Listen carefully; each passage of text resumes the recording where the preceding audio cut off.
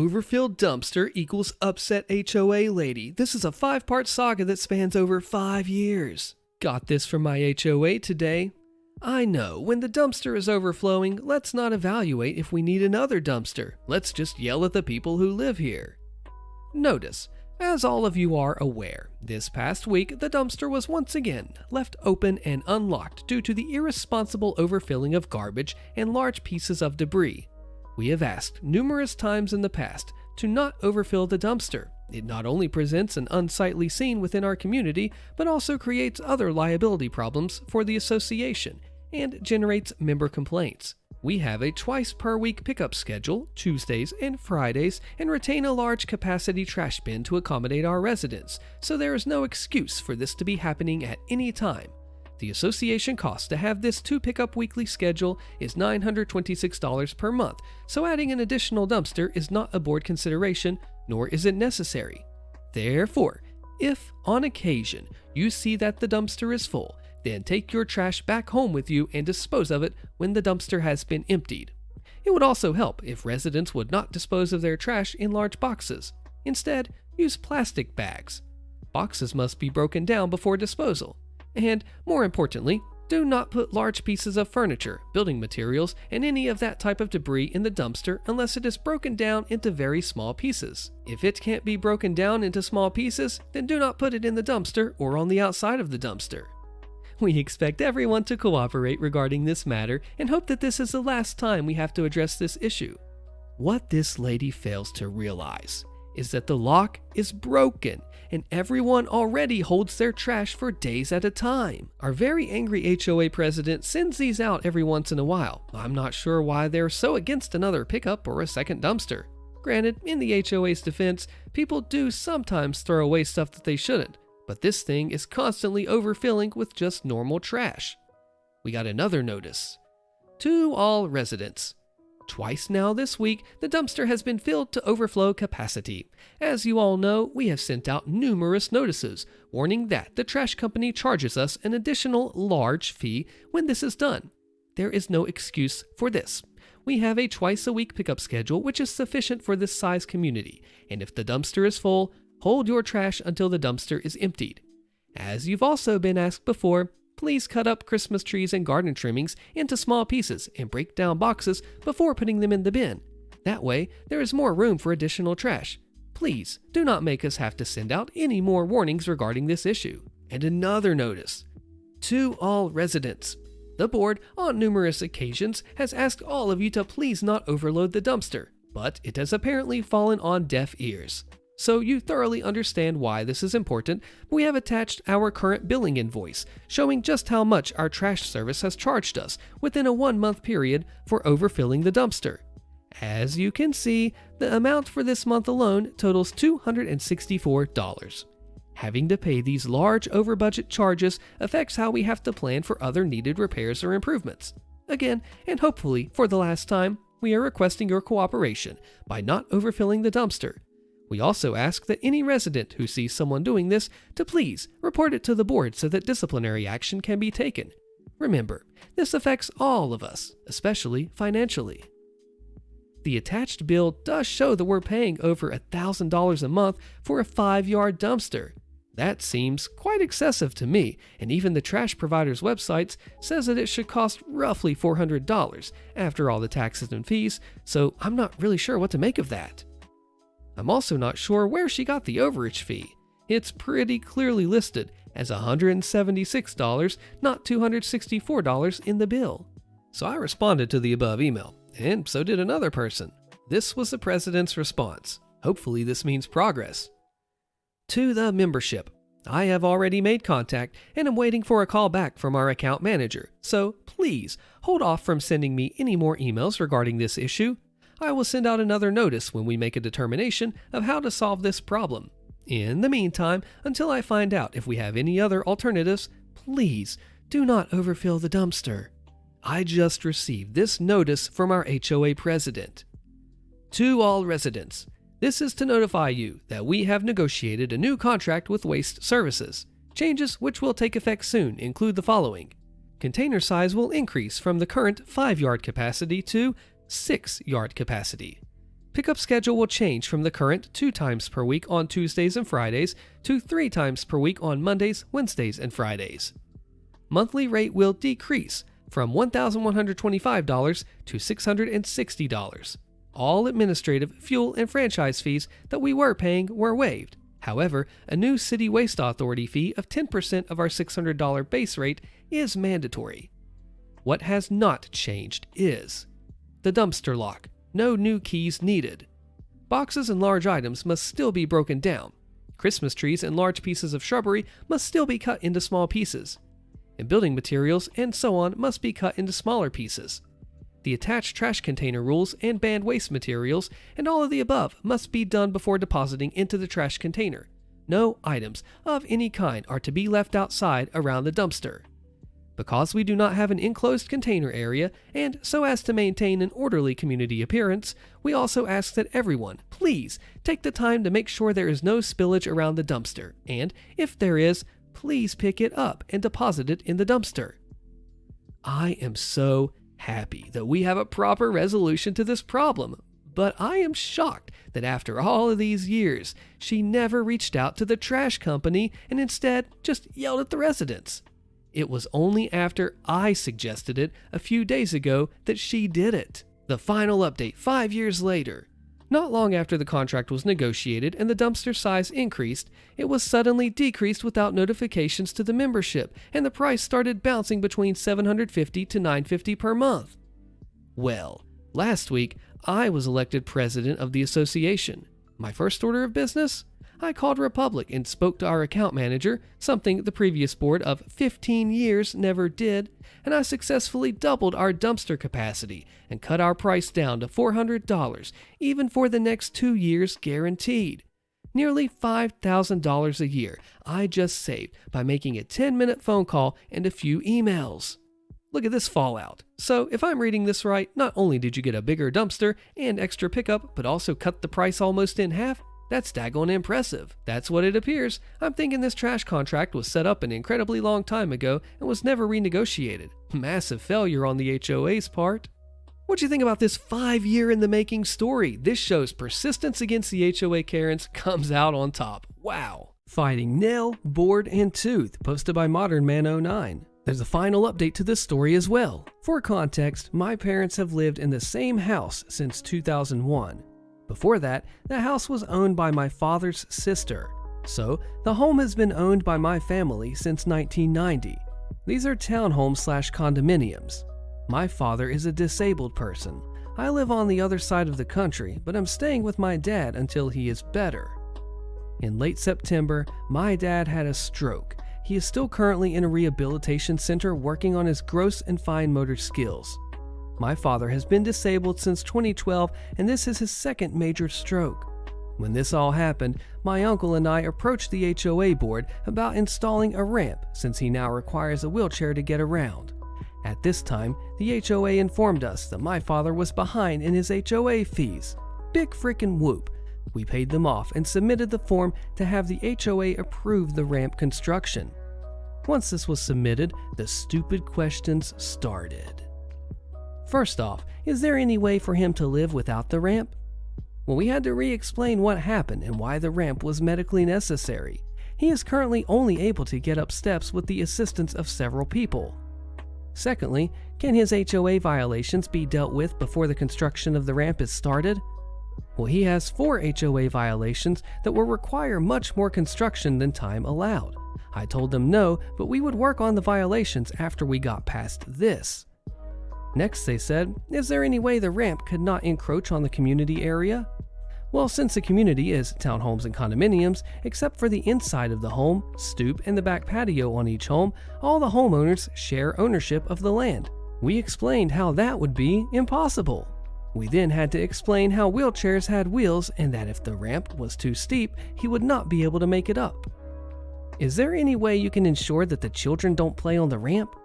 At this point, we got angry and told the board that there was no way for us personally to stop children from playing on the ramp, and they should control their own children. After this, they called us to discuss their last concern, which was, how will you ensure this will not reduce the valuation of all of our homes? We don't want our community to look like low-income housing. At this time, we had to just start throwing ADA and fair housing regulations at the board until they approved the ramp. For further information, half of the houses in the neighborhood are specifically set aside for Section 8 housing. While happy that they had approved the ramp, it only got worse. My uncle, cousin, and I have been building the ramp as fast as we can. This has meant, as we have stopped each night, they will take pictures of the semi-built structure and log it as a new violation. Thankfully, because we do have approved forms, I can get them resolved without much hassle. My uncle is a terminally ill cancer patient, and each night after I'm done building the ramp and going to check in on my dad in his rehab, I have to log onto my work laptop and do work to ensure that I can afford any costs that come up. Thankfully, my uncle is a retired government construction surveyor for ADA and fair housing occupancy, and I am an ASSP/OSHA safety professional, but all of this has been daunting. My dad comes home on Sunday, but I am terrified of further issues. An update. Hi all, thanks for all the advice. I appreciate it. The ramp is complete and he is home now. To answer a few questions and clarify. The ramp construction took some time because my uncle is guiding my cousin and I through the construction, and he is a terminally ill cancer patient. He is currently 3 years into a 3 to 5 expectancy, so we don't want him to overdo it. Next, I'm not sure where someone got that I was a girl, but I am a boy. I am my father's only son. I have seen this post being in contact with the news, lawyers, and a disability rights group. FHOA, first violation for dirty siding, posted by the Road Jubilee. I am unnaturally angry right now and I need to vent. Today I received a first notice violation because the siding on the side of our end of our group townhome is dirty and needs pressure washing. I actually agree that it needs to be done and I plan on it, but it simply has not been the priority for me. In all honesty, it's not that bad. You can't even tell it's dirty at a distance of 15 to 20 feet. But those are the rules, so I'll abide. But why am I angry, you ask? Well, they are citing community aesthetics, and that's what set me off. Our HOA dues cover full lawn maintenance, not the bushes and gardens, just the grass, which includes regular mowing and fertilizing for a lush yard. But all season, I haven't had grass. I've only had weeds, white clover, and no lush grass at all. Now, I probably waited too long to report this to the property manager, but I finally did 5 weeks ago. Here is the quick timeline. So I reported the issue, and the first response was a week later. Board member addressed this weeks ago. I replied within minutes, what was the address? I have nothing but weeds. The second response a week later says, send pics, and I replied within minutes, pics attached. I got no reply in a week, so I replied and CC'd in the board. Hey, can I get an update on this? It's getting worse. The board member from above replied within an hour. I took care of this. We have no issue. I replied within minutes. I assure you this is not resolved. Please come over and let's look together. And the board member replied, no need, we will address it. About a week later, I still have no info, so I reply back, hey, can I have a status update? And then the property manager sends back, will be discussed during our next board meeting. The board meeting was a few days away, so I figured I'd join virtually. Turns out, a neighbor is allergic to the fertilizer and told the lawn maintenance crew, which was subcontracted out, that they need to stop. So there are a bunch of issues that I have with this. So first off, a single homeowner spoke to a vendor and got them to change the contract with them on the fly for her and all nearby homeowners without speaking to the board, property manager, or her neighbors. The lawn maintenance company appeased her without speaking to the board, property manager, or adjusting the cost in the contract, paying for fertilizer, but not getting fertilizer. The board and the property manager have clearly not been checking up on the lawn maintenance. This is our neighborhood's single largest expense at about 23% of our total annual dues. So it's been a week since the board meeting. During that meeting, the property manager stated that she would notify the affected owners, explain the situation, and provide how they plan to remedy that. We have not received that information. She hasn't even sent a note saying that they're aware of the issue. But now, since the issue is much larger than just me, I backed off bothering them, giving them time to work. But regardless, here we are 5 weeks later with zero information and zero progress. While I do understand that the board and the property manager are working on multiple things at once, and this is likely being addressed behind the scenes, I feel it is an extremely poor taste to violate homeowners over community aesthetics when the board and property manager hasn't even maintained a basic community aesthetic themselves. Someone asked OP how positive they were that they were responsible for this, and OP replied, "Yes, I'm positive. I read all the documents before we moved in. Each townhome maintains their own exterior. It's actually very common in my region. I previously lived under a terrible condo association. When I say terrible, I mean the worst. Embezzlement bad. Using HOA dues to renovate people's units bad. So I'm very sensitive about the do's and the don'ts in this neighborhood." Sick, but you still want me in? Okay. Posted by Hello, I is Clay. Someone else's puke story reminded me of this one. Back in the early 2000s, I worked at UPS loading trucks. I'd been there over a year and was well known throughout the building for picking up shifts and being a good worker, and had gained a bit of seniority in the union. Our normal shift was 5 hours, with anything over 25 hours a week being overtime, so I tried to pick up as many extra shifts as I could.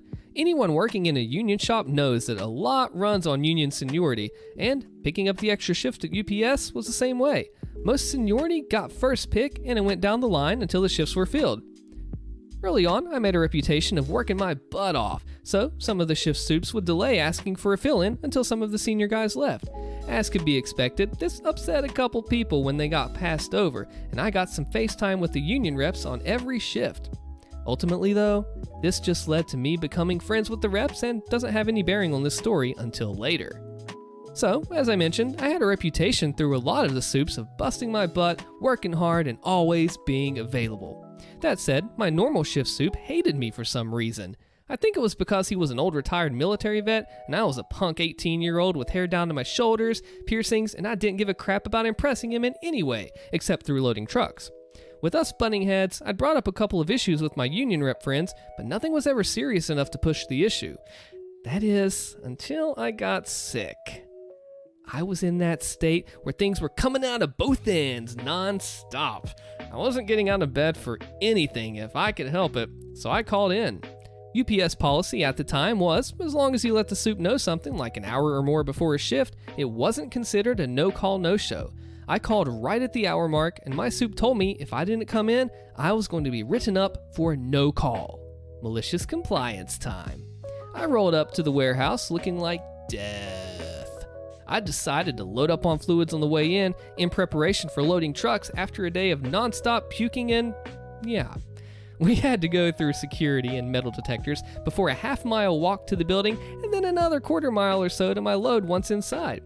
Those fluids started coming on up just through security, and I also had to stop in the building on the way to my load to avail myself of the commode.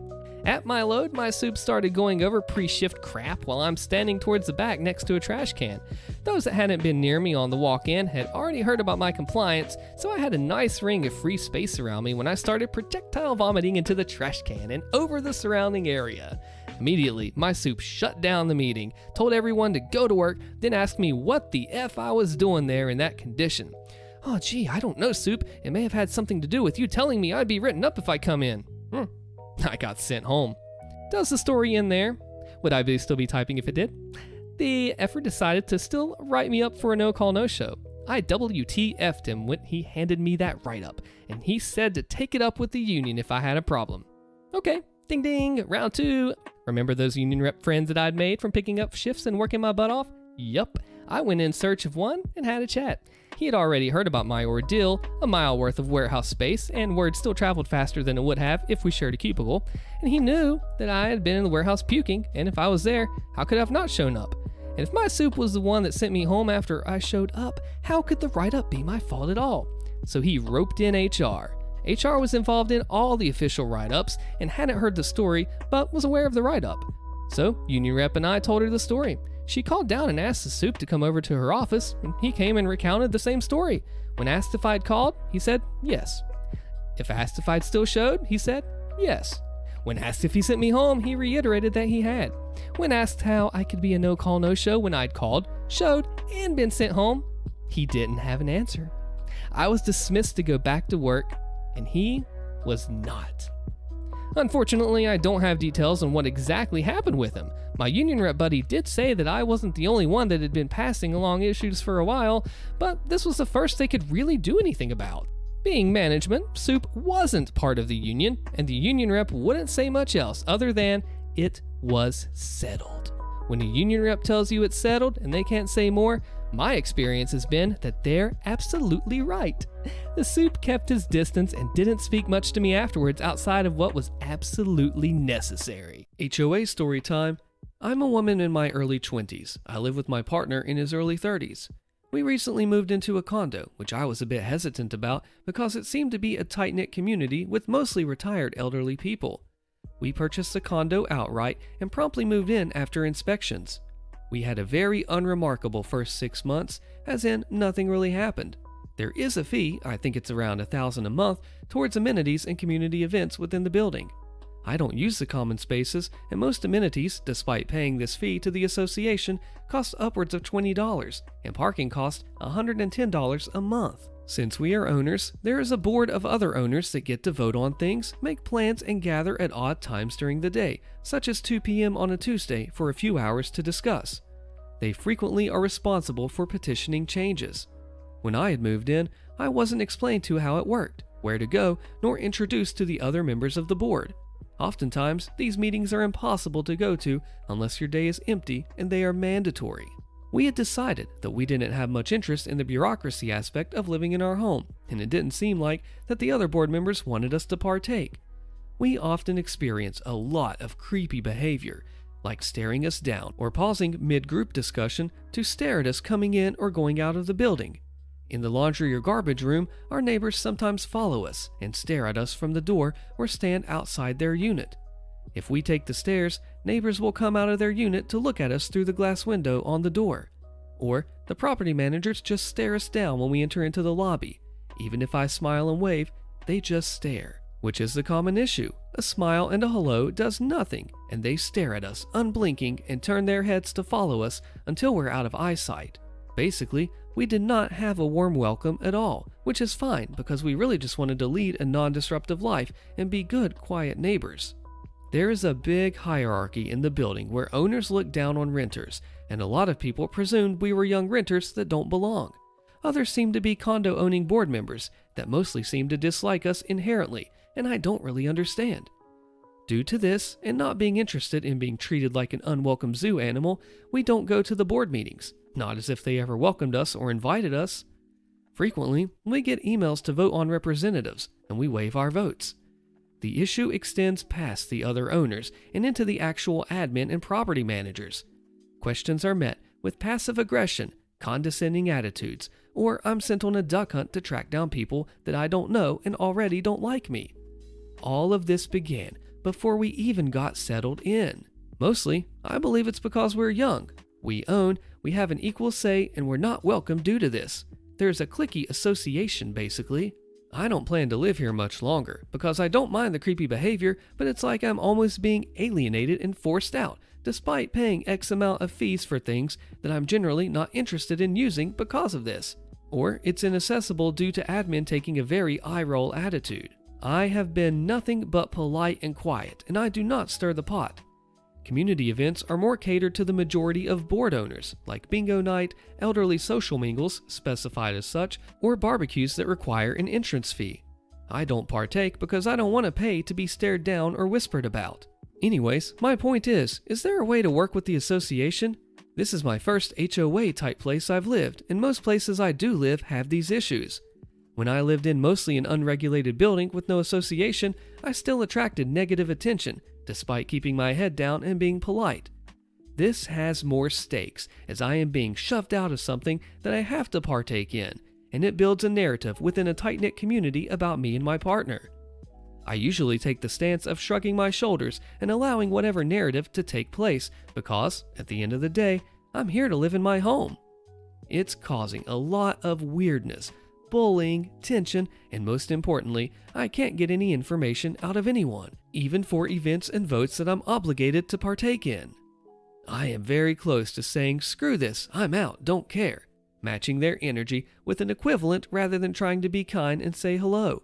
It freaks me out, and my home doesn't feel like a home, and I can't go anywhere without negative attention or being followed by condo-owning association members. If they had something to say, it'd be a different story, but they just stare so blankly at me and peek around walls, doors, go into a common area, and don't respond to any kind of words. It's somewhat like a horror movie at times. Does anyone have any similar experiences? Advice or suggestions would be much appreciated. This one's tough because they're not literally breaking the law, but they're really just alienating you and treating you terribly. What would you do? Fairly aggressive girlfriend stole from my bank account, so I sent her academic career into a nosedive. Hosted by Just Wait, It Gets Better. And yes, it does. I'm a senior at a large state university. This happened in the first semester of my freshman year. I was selected for an honors-type program that placed me in a co-ed dorm building with every other student in the program. As a dumb freshman, I rushed into a relationship with a freshman girl who lived right above me. We'll call her Megan. It was convenient for me to date someone who lived so close, but everyone else in our building hated Megan because she talked a lot and almost exclusively about herself. She bragged often about being a fairly aggressive, but somehow I overlooked that mile-wide red flag. Right after Thanksgiving break, at the end of an evening class, I got a call from my mom who noticed some unusual activity on my checking account. Back then, I had no credit card, so this debit card was my only access to my savings while I lived on campus. I rarely needed to buy anything during the semester, so I was puzzled to find that $104.29 had left my bank account over 2 weeks in the form of 6 Grubhub food orders.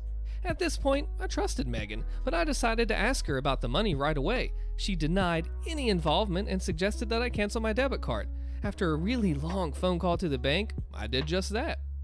Next, I reached out to Grubhub customer service on Twitter. Hey, my card was stolen and used for food orders on these dates. Can I have the receipts?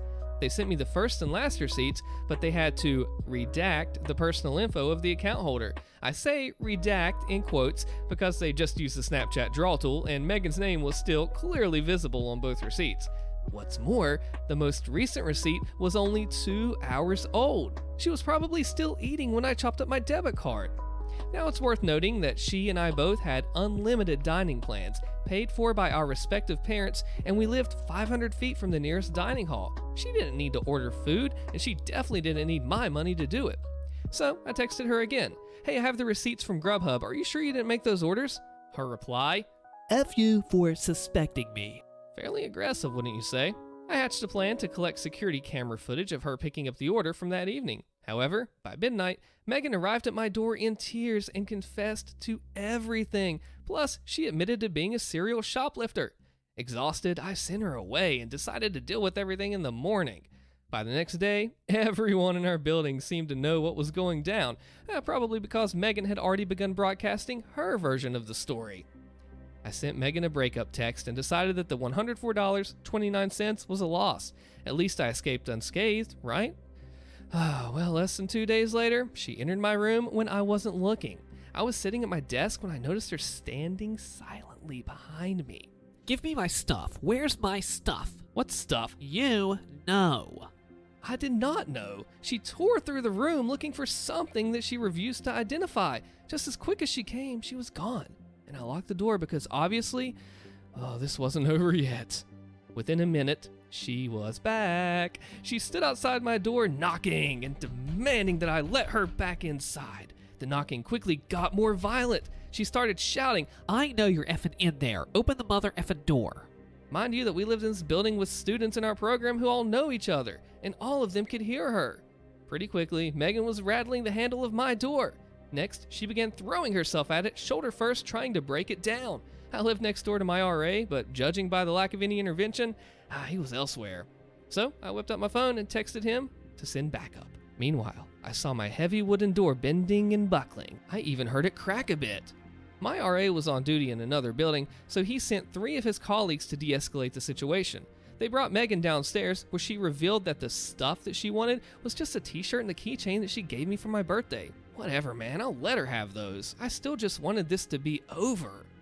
However, once I shared my story with the resident life staff, they filed university paperwork to place a no-contact order between me and Megan. They also recommended that I contact the campus police, who then told me I should get my stolen money back in small claims court. I mean, I couldn't even get there without a car or money to pay for an Uber. Sorry, Judge Judy. At the request of the campus police, I also contacted the Title IX office at my school, sending them the story of everything you've read so far. They were interested, to say the least, although I didn't want any trouble. I just wanted a clean breakup and a fresh start. But a Title IX representative informed me that they were bringing 3 misconduct charges against Megan: theft, threatening and violent behavior, and inciting an intervention by university staff.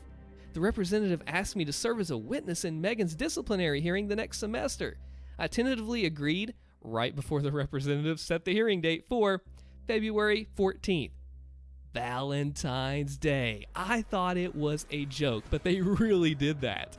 When the first day of the hearing finally arrived, the no-contact order was still in effect, but a few of my friends had kept close tabs on Megan. For starters, she failed all of her classes in the fall. Someone in my math course confessed that Megan had tried to sleep with him while she was dating me, and he had to repeatedly tell her no.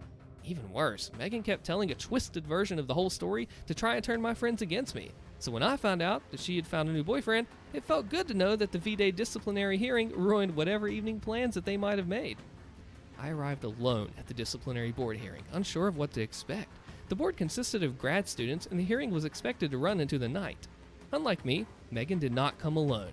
She brought both of her parents as character witnesses, and that wasn't even a thing here. This wasn't a real courtroom, as you'll soon see. And that's not all. Megan's parents also paid a lawyer to defend her against the charges. The board knew that was unnecessary, but Megan's parents believed so strongly in their daughter's innocence that they'd already paid this 3-piece suit to make her case. In the name of fairness, the board members offered me pro bono legal representation, a junior economics major who we'll call Jimmy.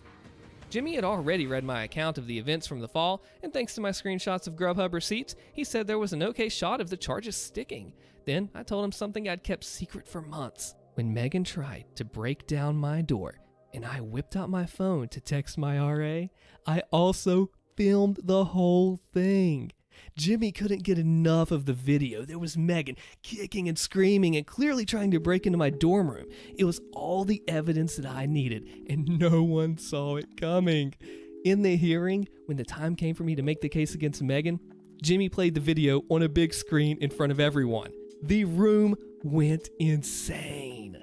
In that instant, I realized that Megan really had convinced everyone that I was the liar. In her version of the story, I gave her permission to buy food using my account. She told her parents that she'd ask me politely for her belongings, which I'd rudely hidden from her in my dorm room. In Megan's story, I was the sociopath trying to ruin her reputation. Before I unveiled the video, it was her word against mine. I still didn't want revenge, even after finding out that Megan tried to cheat on me. But when I saw her parents flipping out at the video, "Why didn't you tell us you did this?" and her lawyer raising hell, "This evidence was not provided in the pre-trial disclosure," and a board member standing over him, "Sir, this is not a court of law, please return to your seat," and him shouting, "Objection," and her replying, "We don't have objections, this isn't a court of law," and Jimmy, my new best friend, just trying not to laugh out loud. That's when I realized how good revenge can feel when it's fair and deserved. The board found Megan responsible on all 3 charges, and my side of the bench recommended the university terminate her housing contract and force her to pay restitution. Her side recommended only restitution and a reprimand. The board compromised. Her family paid back most of the money she stole, most because 2 of the 6 orders had the same price, and the lawyer convinced the board that I'd duplicated an order, and Megan was forced to move into a different dorm building. This probably would have helped her anyway because every student in our program's building knew everything she'd done and lied about. They would not speak to her, and no one wanted to be her roommate. By the time she had to move buildings, she'd already failed all of her courses again. Having paid for her tuition, her unused dining plan, her lawyer, and her restitution, Megan's parents finally pulled her out of school. Where are they now? Last I heard, Megan returned as a part-time student, but I never saw her again because the no contact order still stands. I'm now Facebook friends with the guy Megan tried to seduce. Oh, and Jimmy and I connected on LinkedIn. As for me, well, I no longer date fairly aggressive people.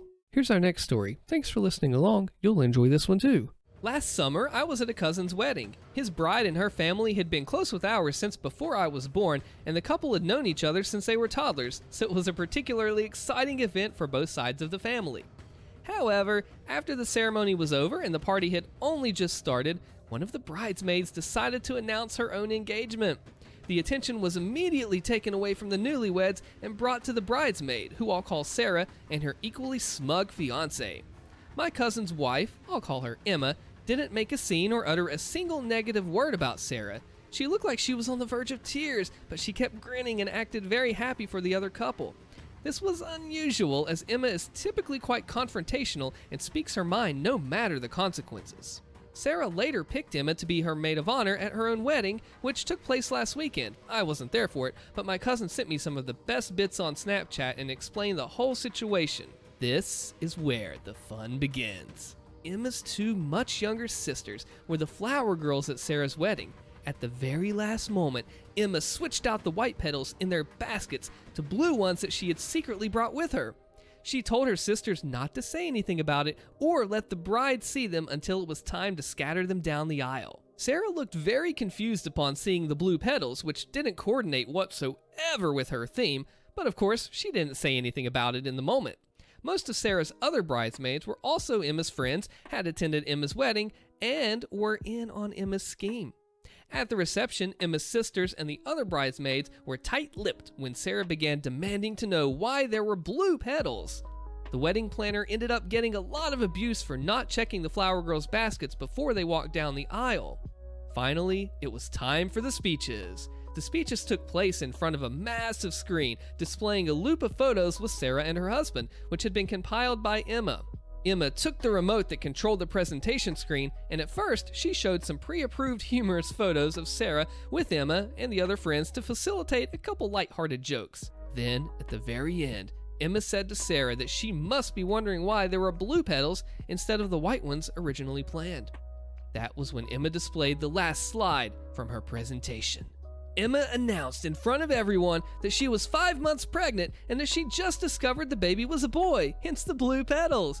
The last slide, her ultrasound picture. There were some shocked yells and gasps. Sarah had a fit, but those involved in the scheme cheered so loudly that I sincerely regret watching the Snapchat recording with headphones.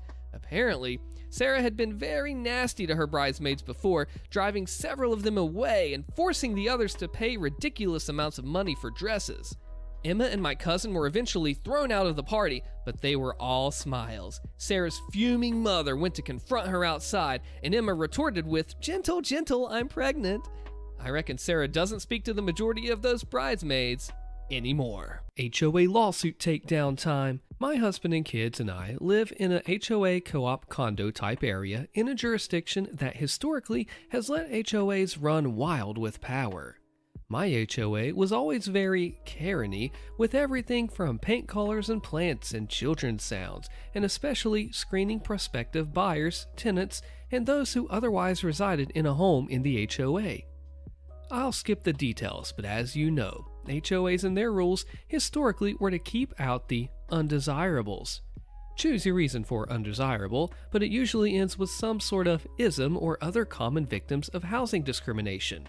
So like the undesirable, disabled, and type of families who have more than the US average of 1 or less kids per household. My spouse owns a second property in the HOA that he rents out, and what can I say? We're weird bleeding heart liberals and rented the apartment via Section 8, which is when the government subsidizes the rent for low-income people.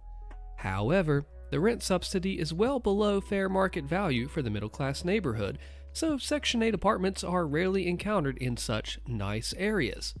This was the only time that someone ever applied to rent with Section 8, and they allowed her, because the lawyer said there was no reason to deny her as income isn't a factor here, and she has no criminal record, and so on.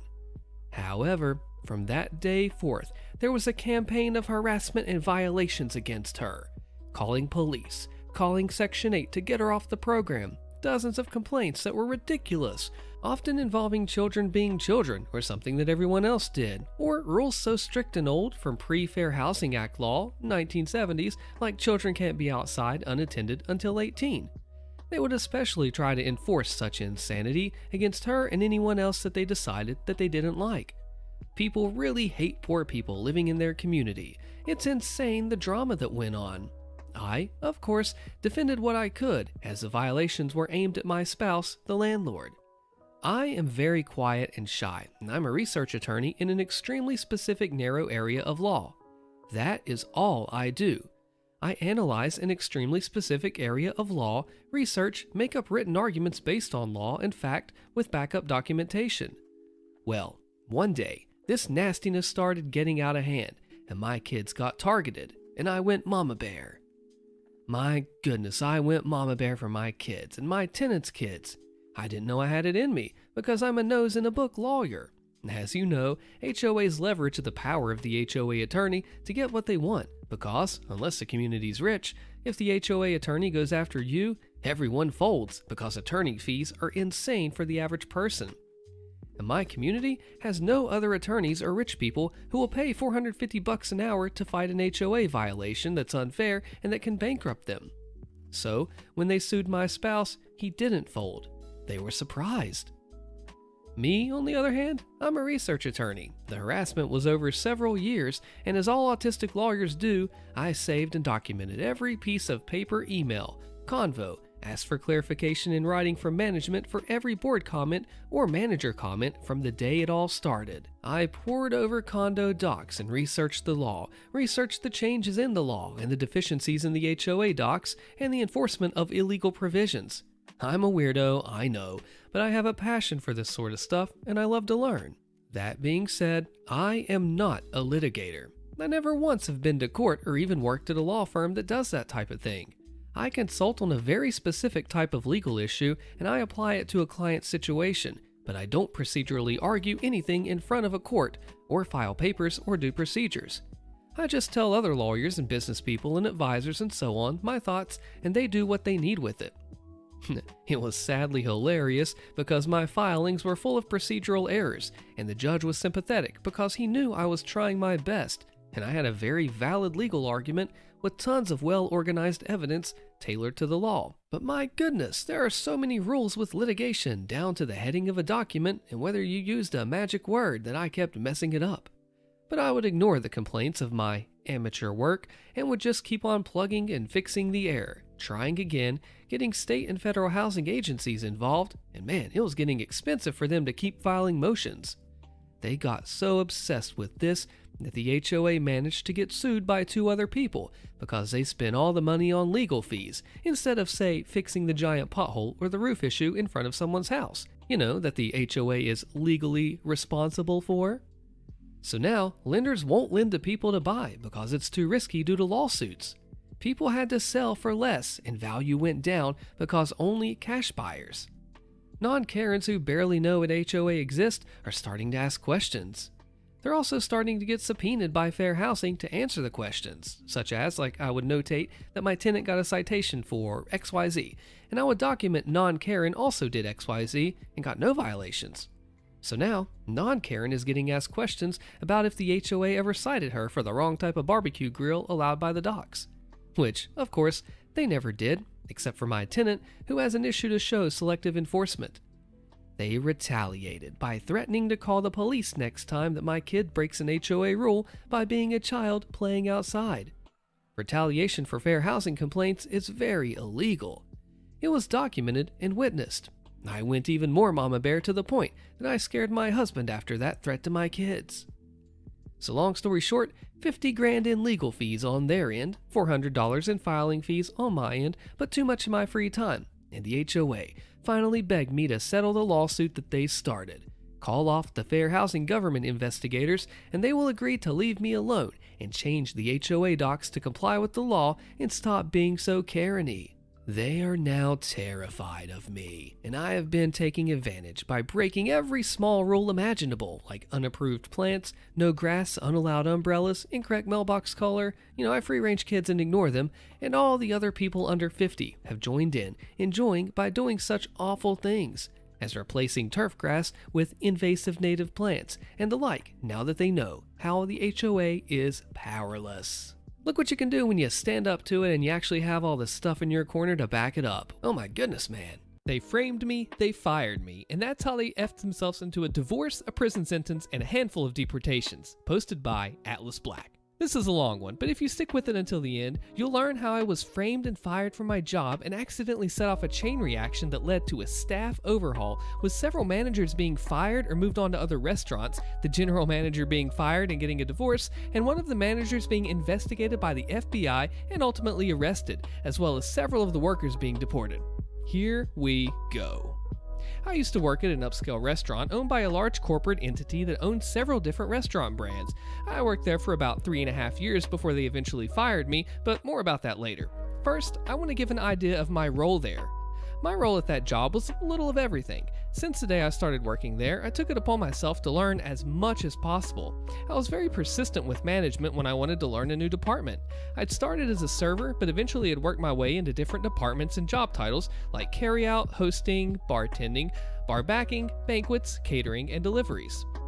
My singular goal while working there was to make myself available for as many hours as possible. I was being paid about $12 an hour, though that fluctuated if I was working as a bartender or a server and making tips. Eventually, it was noticed by management how I fit best into one of the non-tipped positions. I was so good at it that they decided to try me out as an unofficial supervisor over the team that worked in carryout, catering, and deliveries, as those were all one department. I knew this was going to ultimately mean a few less hours since I would only be working one department, so I negotiated with management to increase my pay by about $1.50.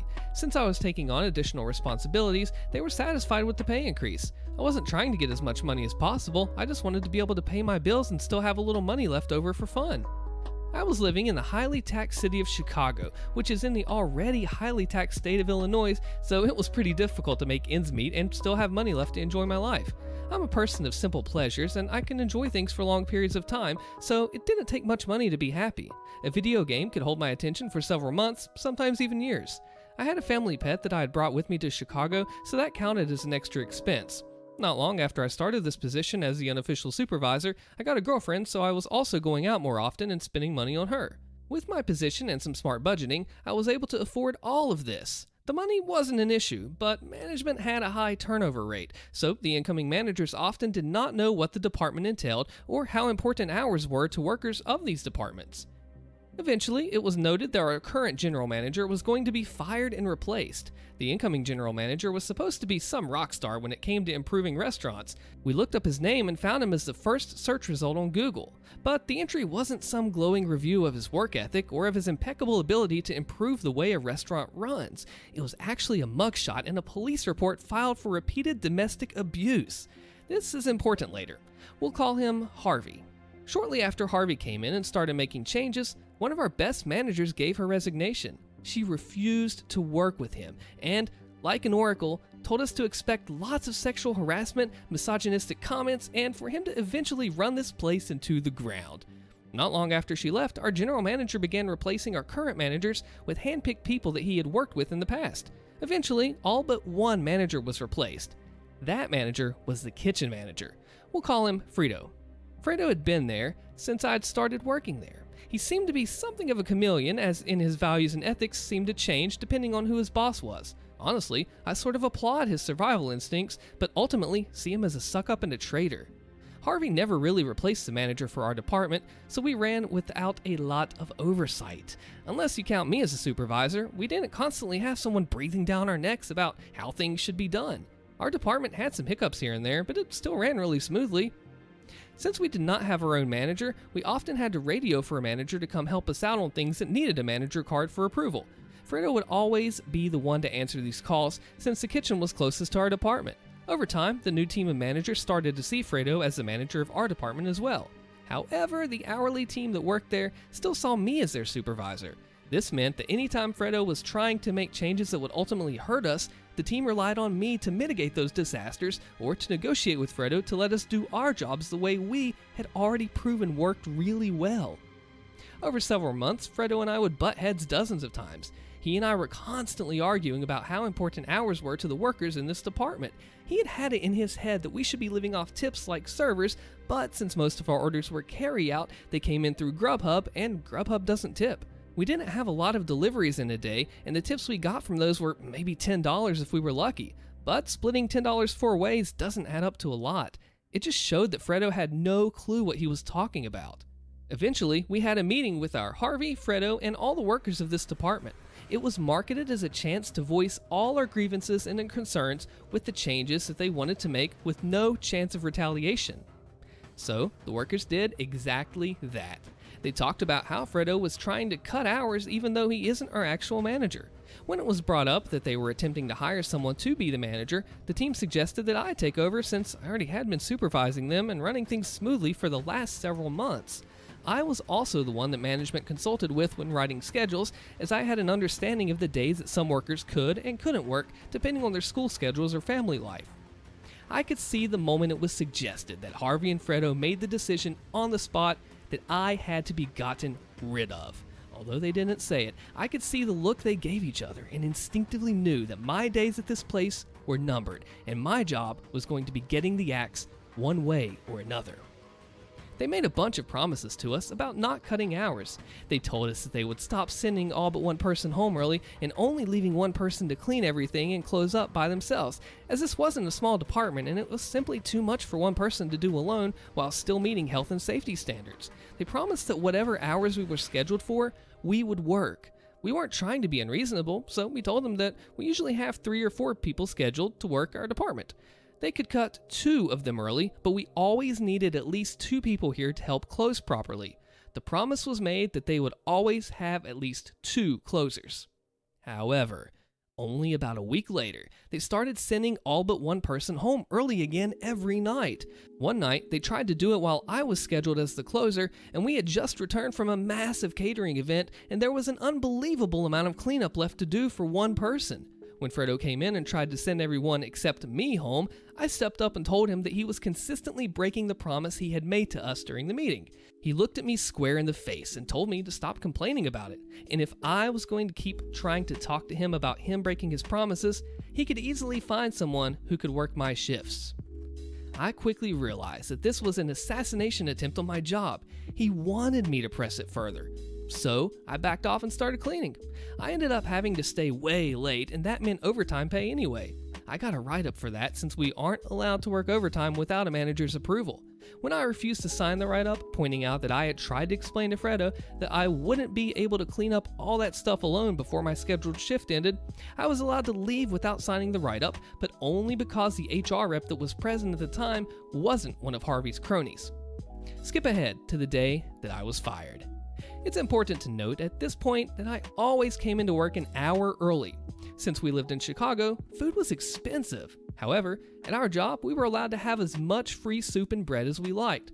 So I would come into work 1 hour early every day so that I could have some soup and bread for lunch before my shift. But on this day, when I walked into the kitchen to get myself some soup, one of the line cooks told me that he had a dish that had been canceled after he cooked it, and Fredo had told him to give it to someone. He assured me that Fredo had already comped it and that it was free to take for whoever wanted it. It just so happened to be my favorite appetizer, so I happily took the free food. Not long after I got to my booth, both Harvey and Fredo approached me and asked me if I had put in a ticket for that food. I told them that the line cook had already given it to me, and he said it was a canceled order that Fredo had already comped. Fredo looked dumbfounded and said that he had no idea what I was talking about. So Harvey told me, "I think you know that's theft. Go ahead and finish the food and then grab my stuff and go. That's the last meal you'll be having here." I tried to explain to them that I'd been given this food by the line cook, but they refused to listen, so I offered to take them to the kitchen to clear it up with the cook. But by the time I'd gone back to the kitchen with them to talk to the line cook, he'd already gone home for the day. I had no choice but to gather my stuff, say my goodbyes, and head home. On my way out, I told my people working my department that afternoon what had happened, exactly as it happened. They were shocked and angry, but mostly sad to see me go. I decided that on my way out, I would stop by the accounting office and pick up any tips that may have been dropped off for me that week, just to make sure I didn't get screwed out of that money. Before heading down, I had the gut feeling to just set my phone to record, and I stuffed it into my pocket with the camera rolling. Although the video was entirely black since it was in my pocket, I did manage to get a pretty muffled recording of Harvey and Fredo's voices through the door, discussing how things had gone as planned and that they had been trying to get rid of me ever since the meeting with my department. I knocked on the door and they hushed up before opening it. They asked what I was still doing there, and I asked for my tips. They gathered what was in the safe for me and handed it over.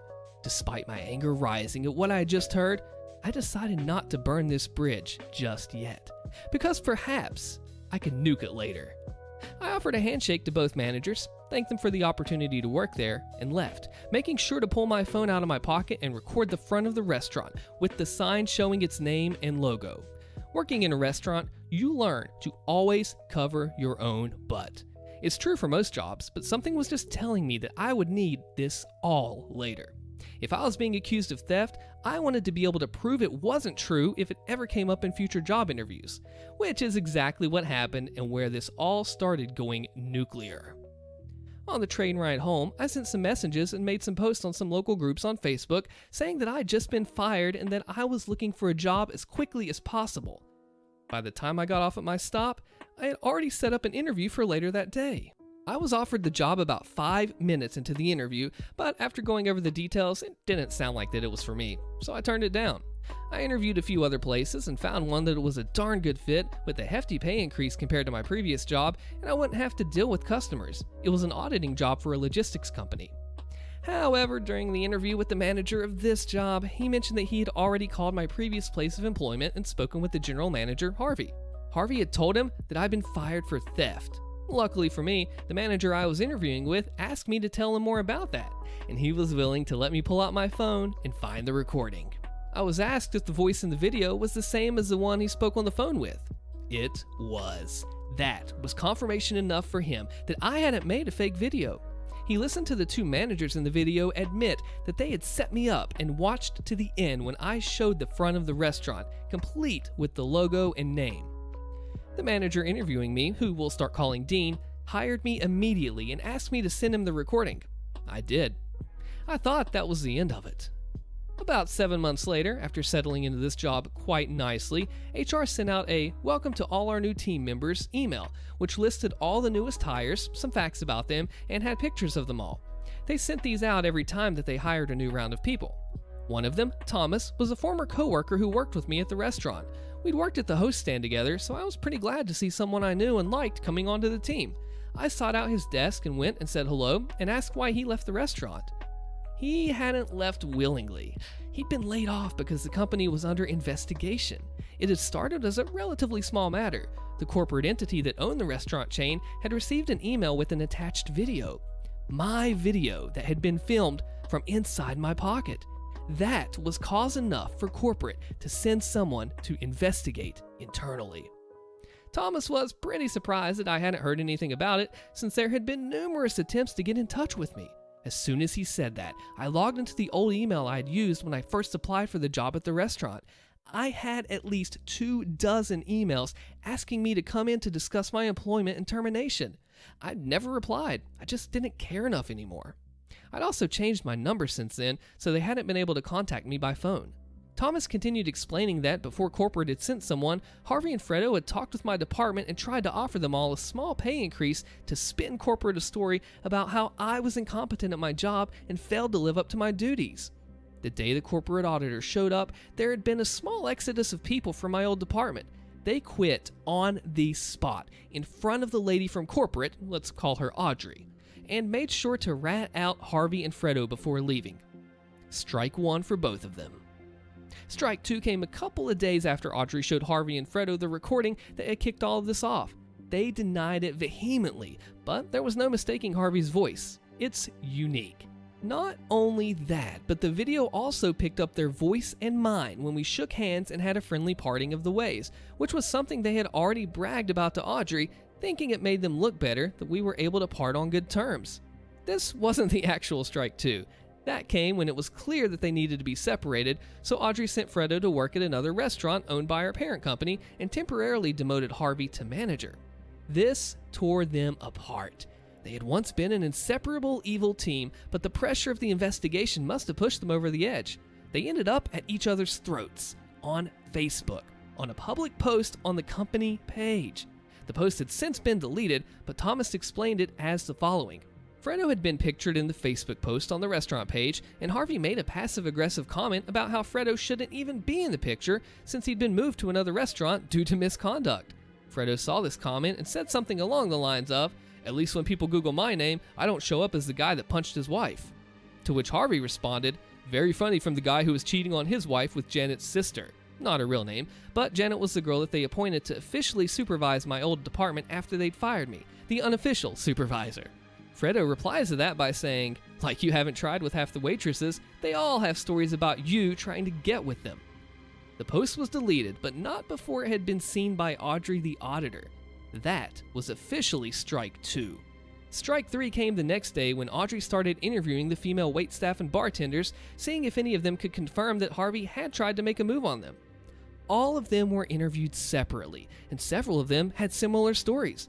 Every girl that confirmed Harvey had made a move on them all said he had offered to be their sugar daddy if they would send nudes or stay after closing to fool around with him. Harvey was fired. But that wasn't the worst of it. Audrey the auditor wasn't just some random woman from corporate. She was the old regional manager for this area and had personally hired Harvey's wife as the general manager of another restaurant in the city. So she called up the restaurant Harvey's wife worked at and told Harvey's wife everything she had learned from the female waitstaff. We learned later that they had gotten a divorce over him trying to cheat on her after she'd already given him a second chance to change after he had beat her. I don't know what compelled her to give him a second chance after something like that, but she sure didn't give him a third. After firing Harvey, the line cook who had given me the food was interviewed by Audrey. I don't know how it came up, but at some point, he had let it slip that he was an illegal immigrant. She had his file in her hand with an Illinois ID and a social security number on file, so this confused her and she pressed him for more information. It turns out that Fredo had some connections and had his own miniature black market going on where he would have fake social security cards and IDs made for the illegal immigrants he was hiring at reduced wages. It'd been going on for at least 4 years. Needless to say, this is a felony. With the potential PR nightmare that she was likely dealing with, she felt she had no choice but to alert the authorities. Local PD enlisted the help of the FBI since some of the evidence led them beyond the jurisdiction of the local police. Fredo was arrested and quickly gave up the names of the people working that had sold the social security cards and IDs to.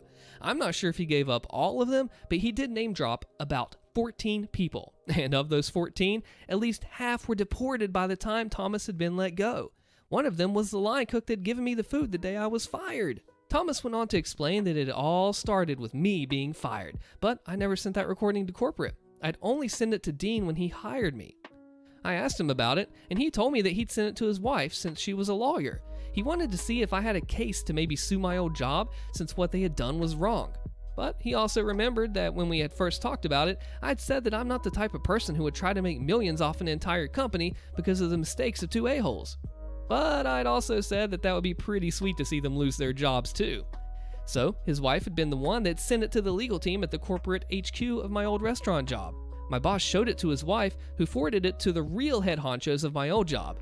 They were both just trying to get 2 scumbags fired for what they did to me, but ended up pulling a thread so long that it didn't end until there were sexual harassment accusations, revelations about managers cheating on their wives with girls related to the people that they had placed in positions of authority, a divorce, mass layoffs pending investigations, a staff overhaul, an FBI investigation into what could be considered black market dealings of falsified government-issued documents, and at least a half-dozen deportations and probably as many as 14.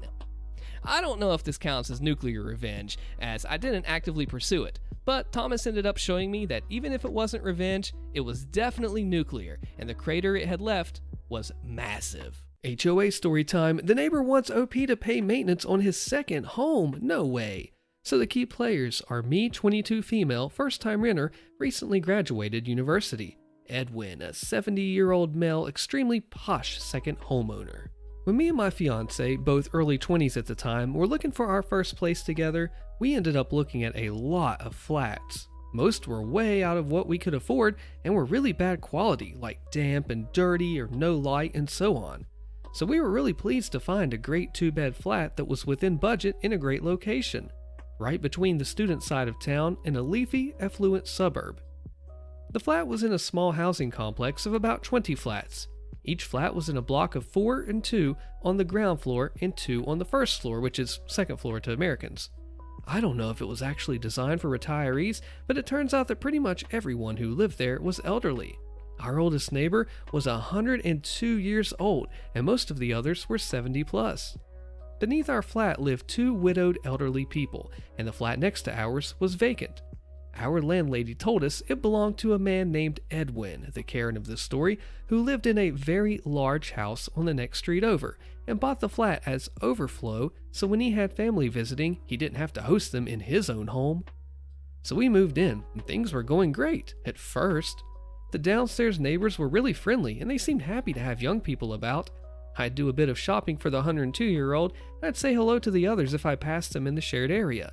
We never saw or heard anyone in the flat next to ours. However, the first winter after we moved in, though, a slight damp problem in the bedrooms started to get worse.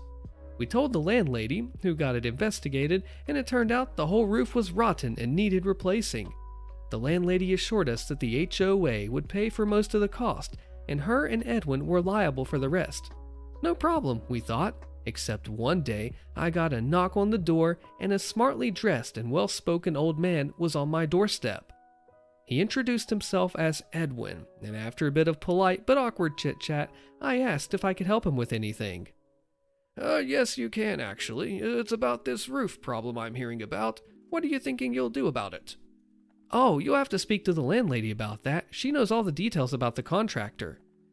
Well, I don't want to bother her. I assumed you'll be fixing it as you're the only one affected. I'm confused and I say, no, as landlady, it's her responsibility to maintain the property. It's the property owners that are liable. But she and I don't even use this place. You're here, and I think it's only fair you contribute to the place that you're living in. I don't think so. That's why I'm paying her rent each month. I think you should do the decent thing and offer to pay the full cost. It's crazy expecting us pensioners to pay for you. I politely told him that he'd need to talk to the landlady and close the door, shaking my head at the audacity of this wealthy, privileged man to, for one, hoard a good quality home without using it in an area where there's a severe lack of decent housing. He refused to pay upkeep on the property that he's purchased, and he asked a young renter to pay money to fix his problem, essentially to pay into his equity, while I would get no long-term benefit. Edwin must have taken his complaints to the landlady in HOA, because the roof never did get fixed. Worth noting that, in addition to the flat we rented, our landlady rented out several other properties and also lived in one of the very large houses nearby. I suspect, as her and Edwin were neighbors, they decided to avoid bad blood by simply ignoring the issues and flobbing us off. We spent the next 4 winters opening windows, blasting the heating, and scraping mold off the walls until we'd finally saved up enough deposit to buy our own place. I mean, this feels like it's illegal. Like, you should tell the board what's going on. Well, how can they just make you pay for their stuff? And it just does not add up to me. Does it add up to you? Let me know. 20-something-year-old calls mommy because she was mistreated. Posted by Irish Wonder. 10-year hotel vet. Longtime lurker in this sub. First time to post. I hear it's therapeutic. Let's find out. The other night, I had a guest come down to the lobby and sit and begin to listen to music on her phone.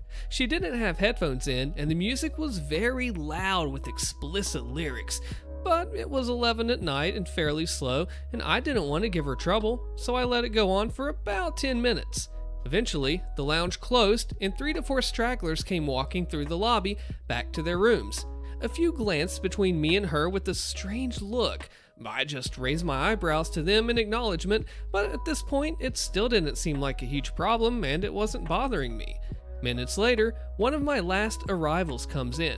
It's an older lady with the air of someone who's definitely going to leave a review with nothing but complaints, and right off the bat, the music from the phone gets ridiculously explicit.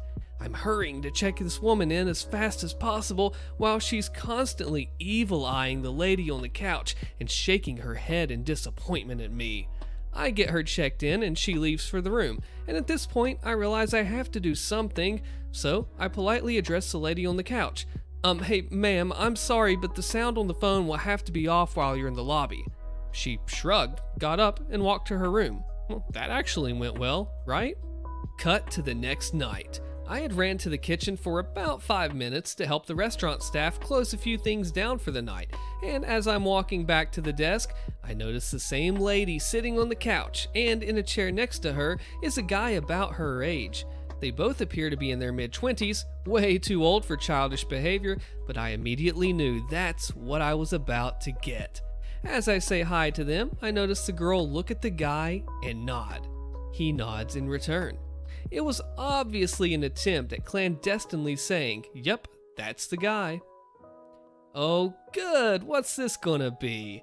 I get behind the desk and brace for what these two are about to try to do. The guy asks the girl something along the lines of, "Hey, have you heard such and such song?" He's saying it loud enough for me to hear in a tone that's so obviously planned and staged. He then says he'll play it for her, and immediately starts blasting some weirdo song from a genre of music that I can only describe as hardcore circus-themed EDM, and every other word is bleep, bleep, or bleep. I'm not gonna let this get to the point it did the night before, so I immediately and politely tell the guy the sound has to be off. He replies with, "I'm not gonna turn it off, but I'll turn it down some." I shut him down and say that no, it needs to be off.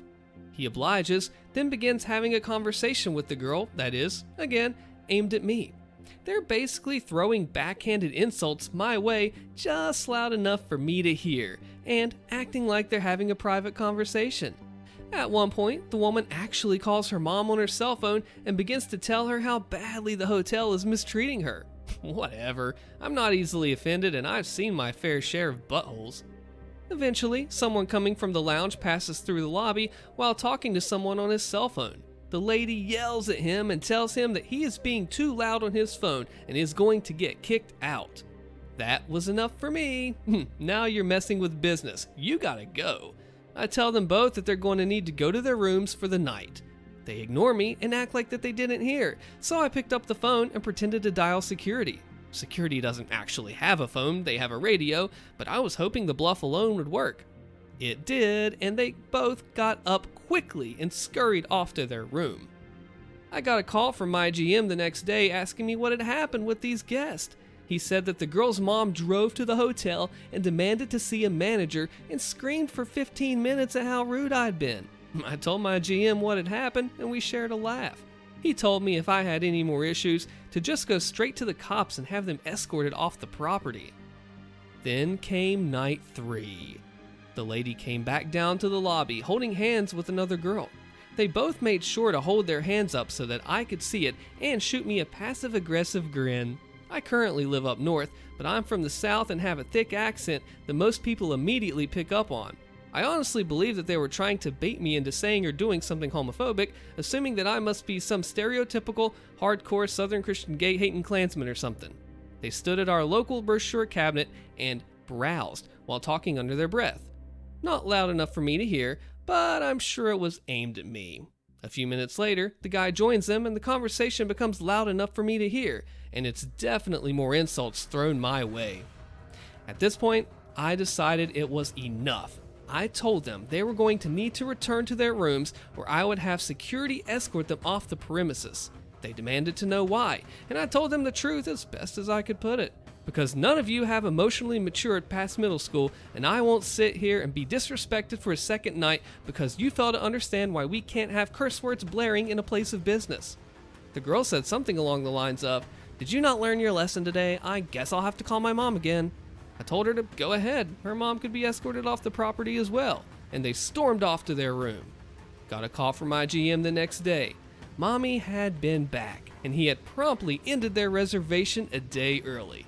I love my GM. "I'll just need your credit card and photo ID for check-in, please." "Don't you know who I am?" "Yes, sir, I processed your booking. Credit card and ID, please. Posted by VDubBug68.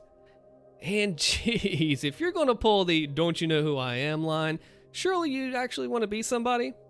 So, one day my GM gets a call from a sister property manager, Interstate, the other hotel's building manager, Mr. Fancy Pants, not technically connected with our hotel chain, just a body corporate manager of the building the Interstate Hotel operates out of, is coming to our city the next day on some last-minute trip for a family or something or other, not even work-related.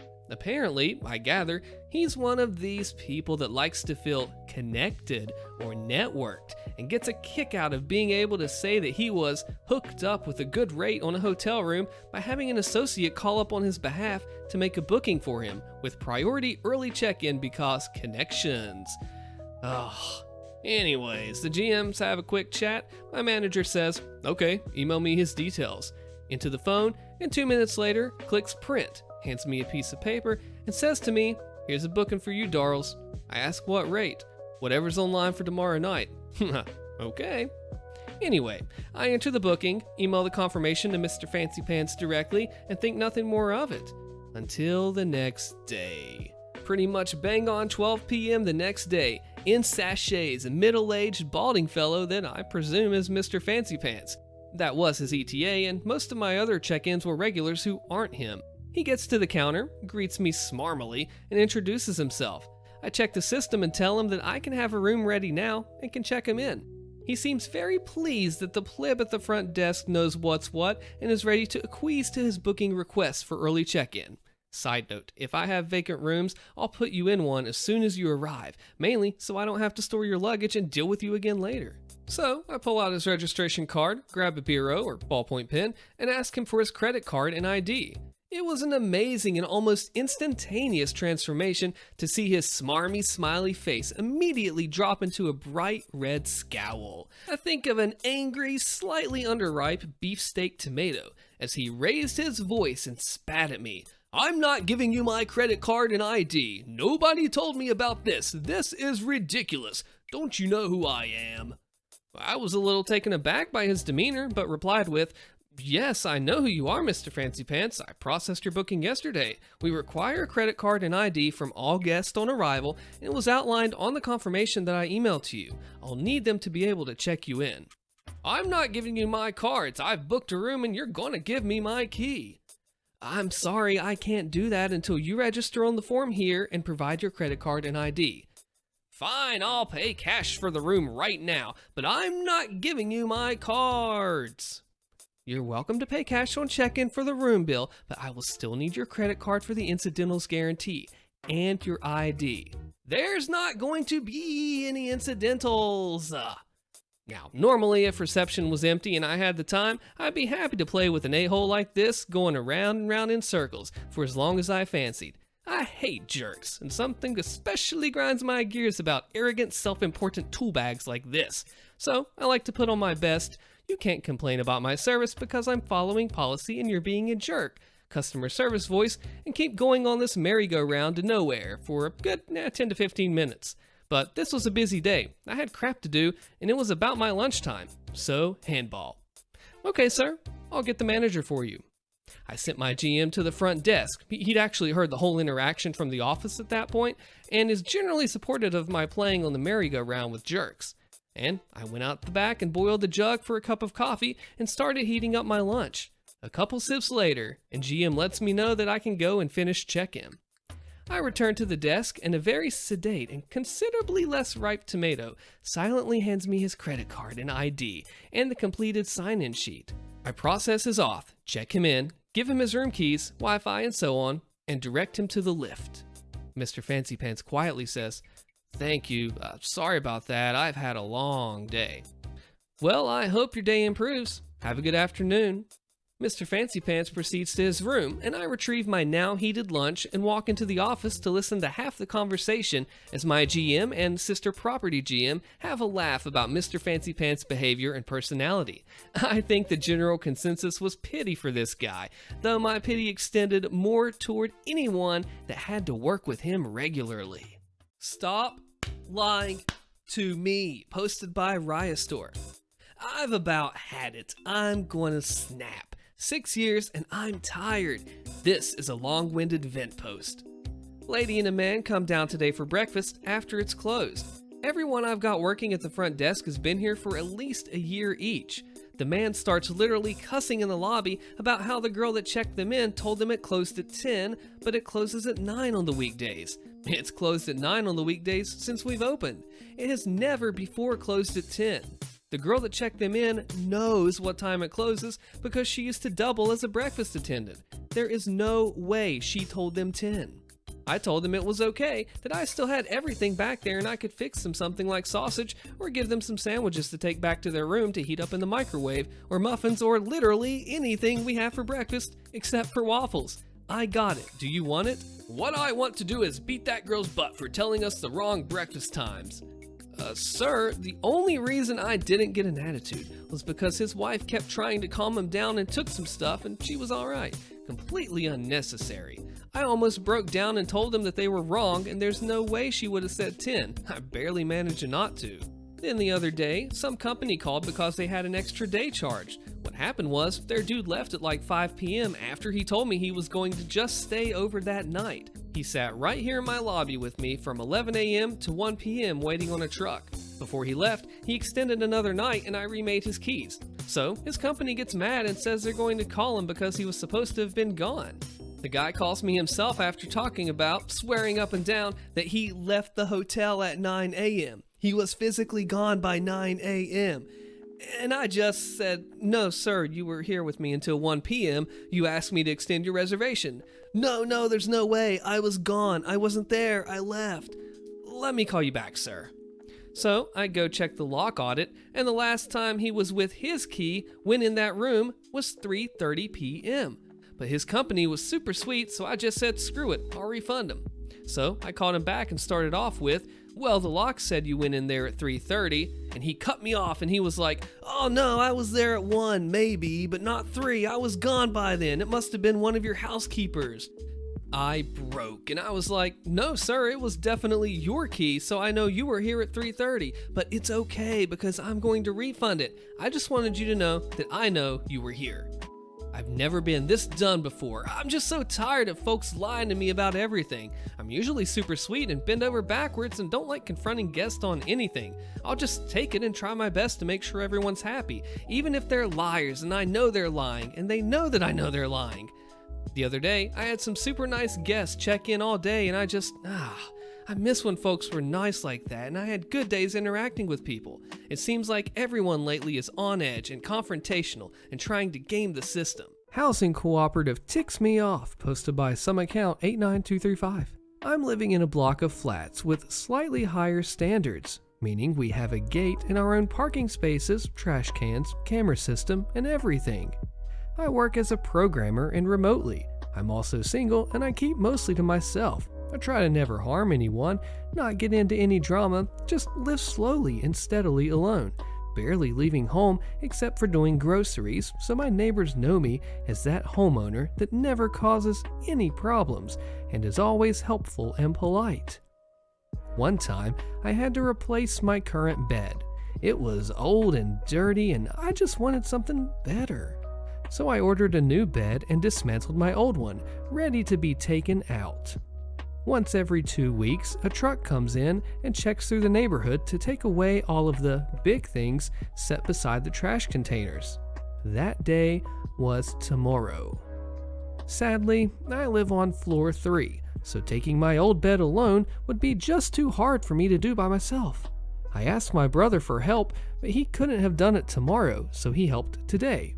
Now, before this, our block's terms of service say that you are not allowed to put out big trash except on the day that the truck comes. So, not wanting to make any outburst, I asked my favorite neighbor for a favor. If I could put it on his parking spot the day before, because, well, I wouldn't be able to do it on the correct day. He gave me a thumbs up, and then I checked with another member of the Housing Cooperative Board if it's fine, since the owner of the spot knows. He also said it's okay for him. So I moved on with the plan. My brother came in, we moved my old bed outside, occupied the spot, we called it a day. That's when the Karen came in. She's around 50 plus years old from looks. You know, the type that sits all day in the window and tries to find something to complain about. So she got into my home and tried to explain that it's against our community rules, so I had to have it taken away right now. I, in exchange, tried to explain to her why I did that, how I got approval from people and whatnot. She was not having it.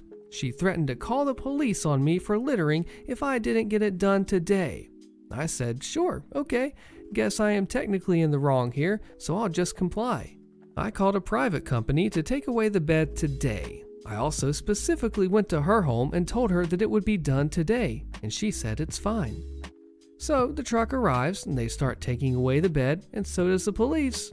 Apparently, she already did call the police without waiting for me to do anything. I am livid and I'm literally panicking, not because I was afraid of a fine or anything, but just because it was the first time in my life that someone did something hostile for me, even though I said I'd do what she wants. I explained the whole situation. The police see no problem. They don't even cite me anything. They just give me a handshake, pat me on the back, and they leave. The lady that called the police looks out the window and yells, "Thank you, officers," with a grin.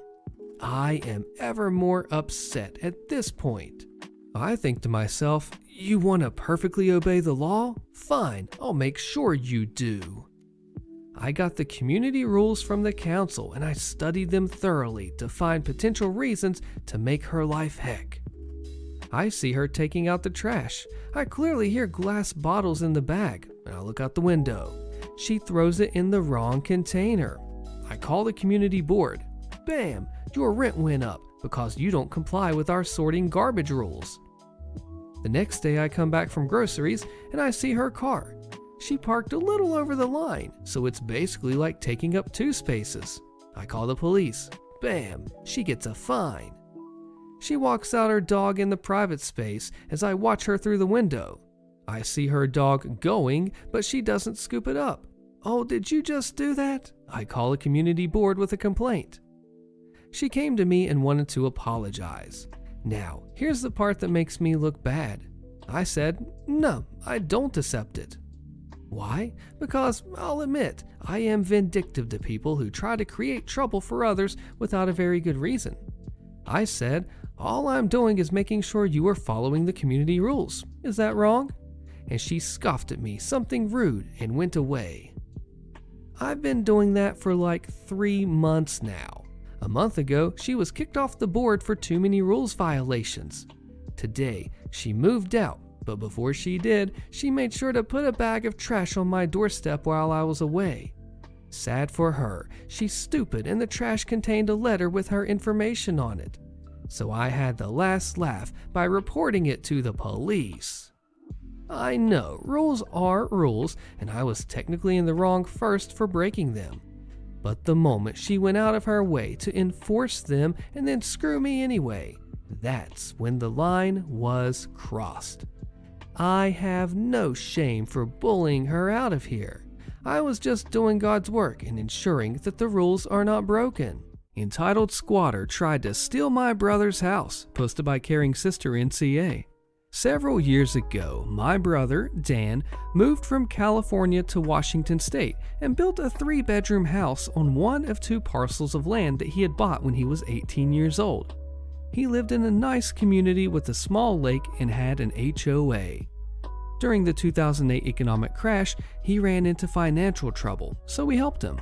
To repay us for the help, in March of 2016, he came down to California for an extended period to work on our house, which was neglected because of helping him. He was very proficient at renovating houses and he did fantastic work. In November, my brother's friend, Jake, called him and asked if a friend of his, Tuna, could stay in one of the rooms for $400 a month. Dan had worked for many years with Jake doing construction for a house flipper, so he trusted Jake's judgment. He needed the money, and he thought it might be good to have someone trustworthy there to help watch over his house. Dan drove back up to Washington, cleaned out a room, put a lock on his bedroom door, he locked the door, and put some of his things in a storage area up out of the way in the garage. Tuna seemed nice and gave Dan $400 for the first month. There was never a written rental agreement. it was just verbal and meant to be temporary because Dan was going to return in 6 months. Tuna never sent another payment. We would call and we would ask her, and she always said it had been sent, but nothing ever arrived. So, what was going on at his house? We pieced together that something wrong was going on there after Dan's neighbor called and after questioning Jake. The neighbor complained that the house had turned into a drug house full of people and cars coming and going all hours of the night. At the beginning of June 2017, Dan drove back to Washington and handed Tuna a 3-day eviction notice. She left, stating that she had somewhere else to live and would get her stuff later. He was allowing her to retrieve her stuff at a later date. He just wanted her out. He started working on repairs and cleaning up the house. I mailed Dan a care package with some clothes, a California-themed shopping bag, and some gift cards for gas and food. 5 days later, Tuna showed up with 2 men who punched Dan in the face. They wanted to take the house back by force. Dan went to the neighbor and called the police. The police came, and instead of arresting the men and Tuna, they took Dan to jail for missing a child support court date, which then put a warrant on him. Before coming to California, he thought everything regarding child support back payments for his independent, successful 23-year-old adult child had been taken care of. He had no idea about a court date since they notified by mail and Tuna had never forwarded his mail, which was one of the things that she promised to do. The child support scam on Dan is another issue I'll have to submit later. So the police essentially handed the house over to Tuna. She and her cronies went in, changed the locks, and placed a long metal bar across the inside of the garage door so it could not be opened from the outside. They stole the package that I sent to Dan, and then they spent his gift cards. Meanwhile, my family and I were on vacation in Hawaii, and I received a phone call from Dan in jail. I spent the whole day of my vacation in the hotel room trying to figure out how to get him out of jail. Bail bonds could not be used for child support cases. Finally, they let him out when I paid a child support payment of $350. He had been in jail for 3 days, and the squatters had dug themselves in. So when he returned to his house, he had to call the police to arrest them for trespassing. After all, Tuna had been evicted, left, and no longer had permission to be there.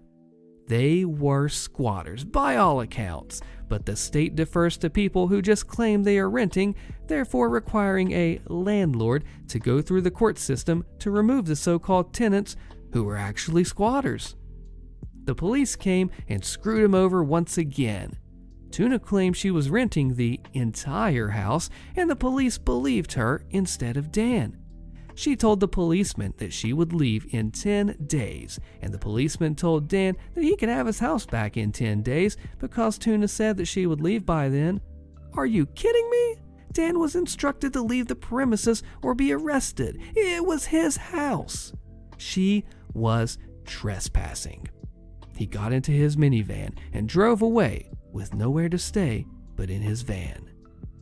Of course, Tuna did not leave after 10 days. Dan went back after the 10 days and he called the police again. Once again, the police told him to leave or be arrested. We didn't know what to do next. One of the HOA board members, who had some experience in managing real estate properties, they attempted to help us. She said that he needed a 20-day eviction notice and then Tuna would be out. And this had always worked for her when she had to evict tenants. Okay, so the 20-day notice was posted and we waited. Tuna did not leave. Dan went over to his house and started cleaning up the trash strewn all over the yard, waiting for her to leave. Tuna called the police, stating that she was a renter and he was disturbing her. Once again, Dan was asked to leave or be arrested. This time, Dan put his phone on speaker and I heard the whole interaction between him and the police. Yes, he had to leave or be arrested. Dan could not even get his construction tools out of the garage and could not work without his tools, and with being homeless, How do you even work? What was going to happen to all of his possessions, his sentimental things? His room had been broken into long before, his things removed, and people had used the room. It was near the end of summer. We were paying his mortgage payments, and it was getting so hard on everyone. And then something nice happened. A kind friend, Adam, asked him to stay at his house, which Dan did. During this time, Dan worked for Adam with loaned tools and also went to some landlord and tenant educational meetings. The people at the meetings were helpful and instructed Dan on how to proceed by taking the matter to the court. The police would not go further without a court order to physically evict Tuna. It would be difficult to afford the cost to hire a lawyer, but eventually we did end up getting a lawyer. Dan posted a court appearance on the door of his house, since Tuna never answered the door, and that is what you do legally in this case. Every time he posted a court appearance, he had to legally give her 1 week notice, which he did. He showed up at court and Tuna failed to show up, so he won by default, right? Wrong. The judge said that Tuna was not given proper notice because the notice was posted by Dan instead of an anonymous person. Dan walked out of the courtroom. The lawyers from the landlord and tenant meetings were there and they couldn't believe it. Unfortunately, Adam had to move out of his house that he was renting, so Dan had to go back to living in his van. It was autumn in the Pacific Northwest and it was getting cold. The police had started harassing him if he slept in his van. We rented motel rooms for Dan, and once in a while at the motel, Dan heard a knock on the door in the middle of the night. He thought it was the motel staff and he opened the door. 2 men burst into the room and proceeded to beat the crap out of him to rob him. They broke his finger and gave him a concussion, and then Dan ran to the van, drove it to a parking lot, and slept. He refused to go back to that motel. Things were starting to go downhill in a very bad way. I found a lawyer from a nonprofit who worked for free to help. He actually used that 3-day eviction notice that Dan had given Tuna back in June as a basis for the case. I had found it online, the wording was appropriate, and it had been served properly. The lawyer had to jump through endless hoops in court appearances, and the same judge presided over every case that had to do with evictions, and she always had favored the tenants, including the entitled ones. This took forever, like 3 more months, and Dan became haggard and homeless, sick and depressed, and at times had gone missing. Once, I called every hospital and jail, homeless shelter, and even the food bank looking for him. His van was impounded 4 times, and he was hospitalized 4 times. He was endlessly hunted down and harassed by the police. 3 times I found him because I was listed as his emergency contact on his state insurance when he showed up at hospitals. While all of this was happening to Dan, my husband was in a serious motorcycle accident, and I had to take care of my husband, changing his dressings and so on. Okay, I am crying right now. This was so hard to endure, remember, and difficult to write about. I couldn't leave and fly up to Washington to help my brother, but I was doing everything down here to get his house back with the lawyer. I got him motel rooms at other motels when I could, and I paid 4 times to get his van out of impound. I sent him cell phones and care packages delivered at UPS stores. One time, Dan was lost and didn't have his van or phone. He ended up at a hospital who contacted me. He told me that he had felt really sick and had gone to the hospital earlier, who released him after examining him, even after he pleaded with them to let him stay because he felt horribly sick. He ended up collapsed on the sidewalk by the Salvation Army shelter, who wouldn't let him in, and another homeless person called 911. So, he was back at that hospital with a very serious condition affecting his heart. I told the hospital to please call me at release time so I could arrange a motel for Dan. They didn't. He was then found in a park in frigid weather, dressed in a pair of scrubs, a t-shirt, hoodie, and 1 shoe. A city policeman called me and took him to a motel where he stayed a while, and I sent a care package there. Dan told me that one time when he was being harassed by the police for cooking food in a park, he mouthed off and told them that they were communists and it was their fault that he was homeless because they gave his house to a squatter.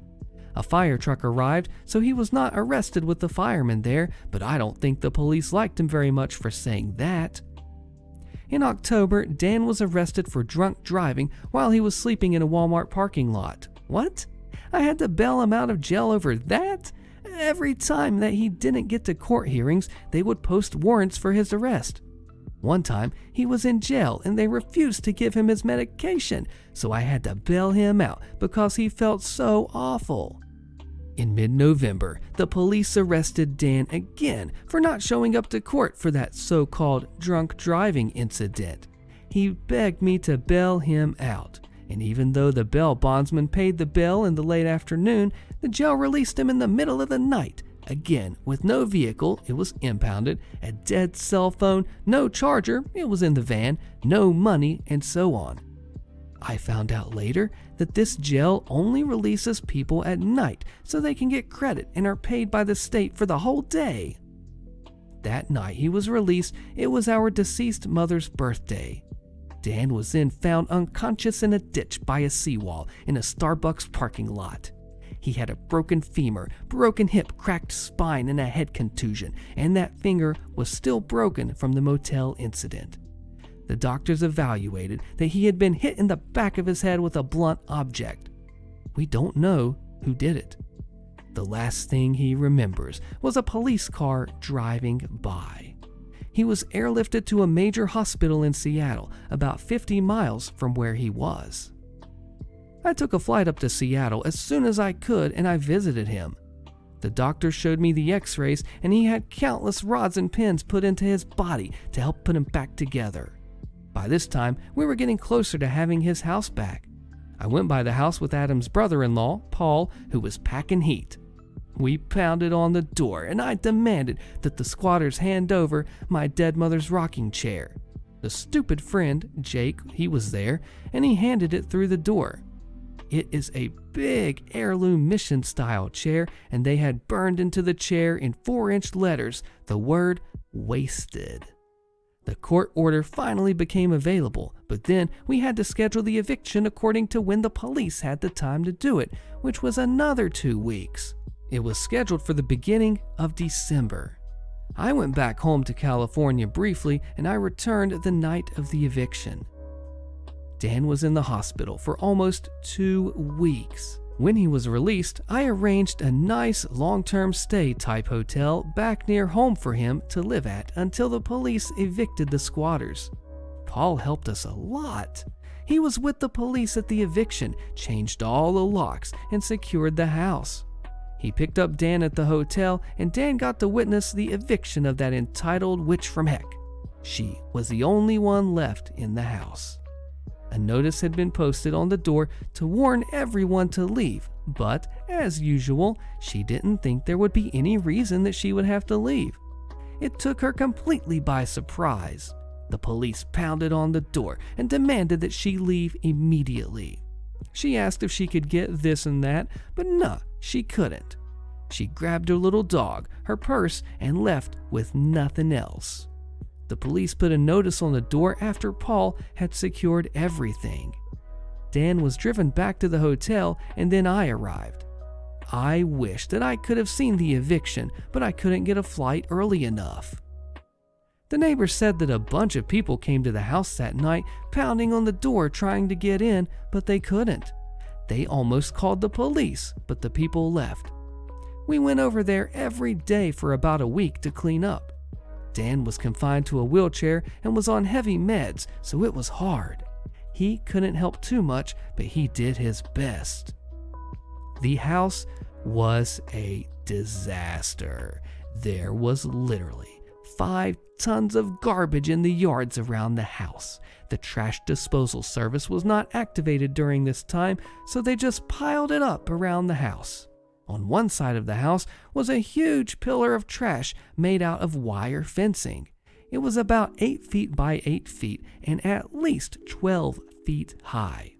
The front yard was awful, with several piles of trash about 4 feet high.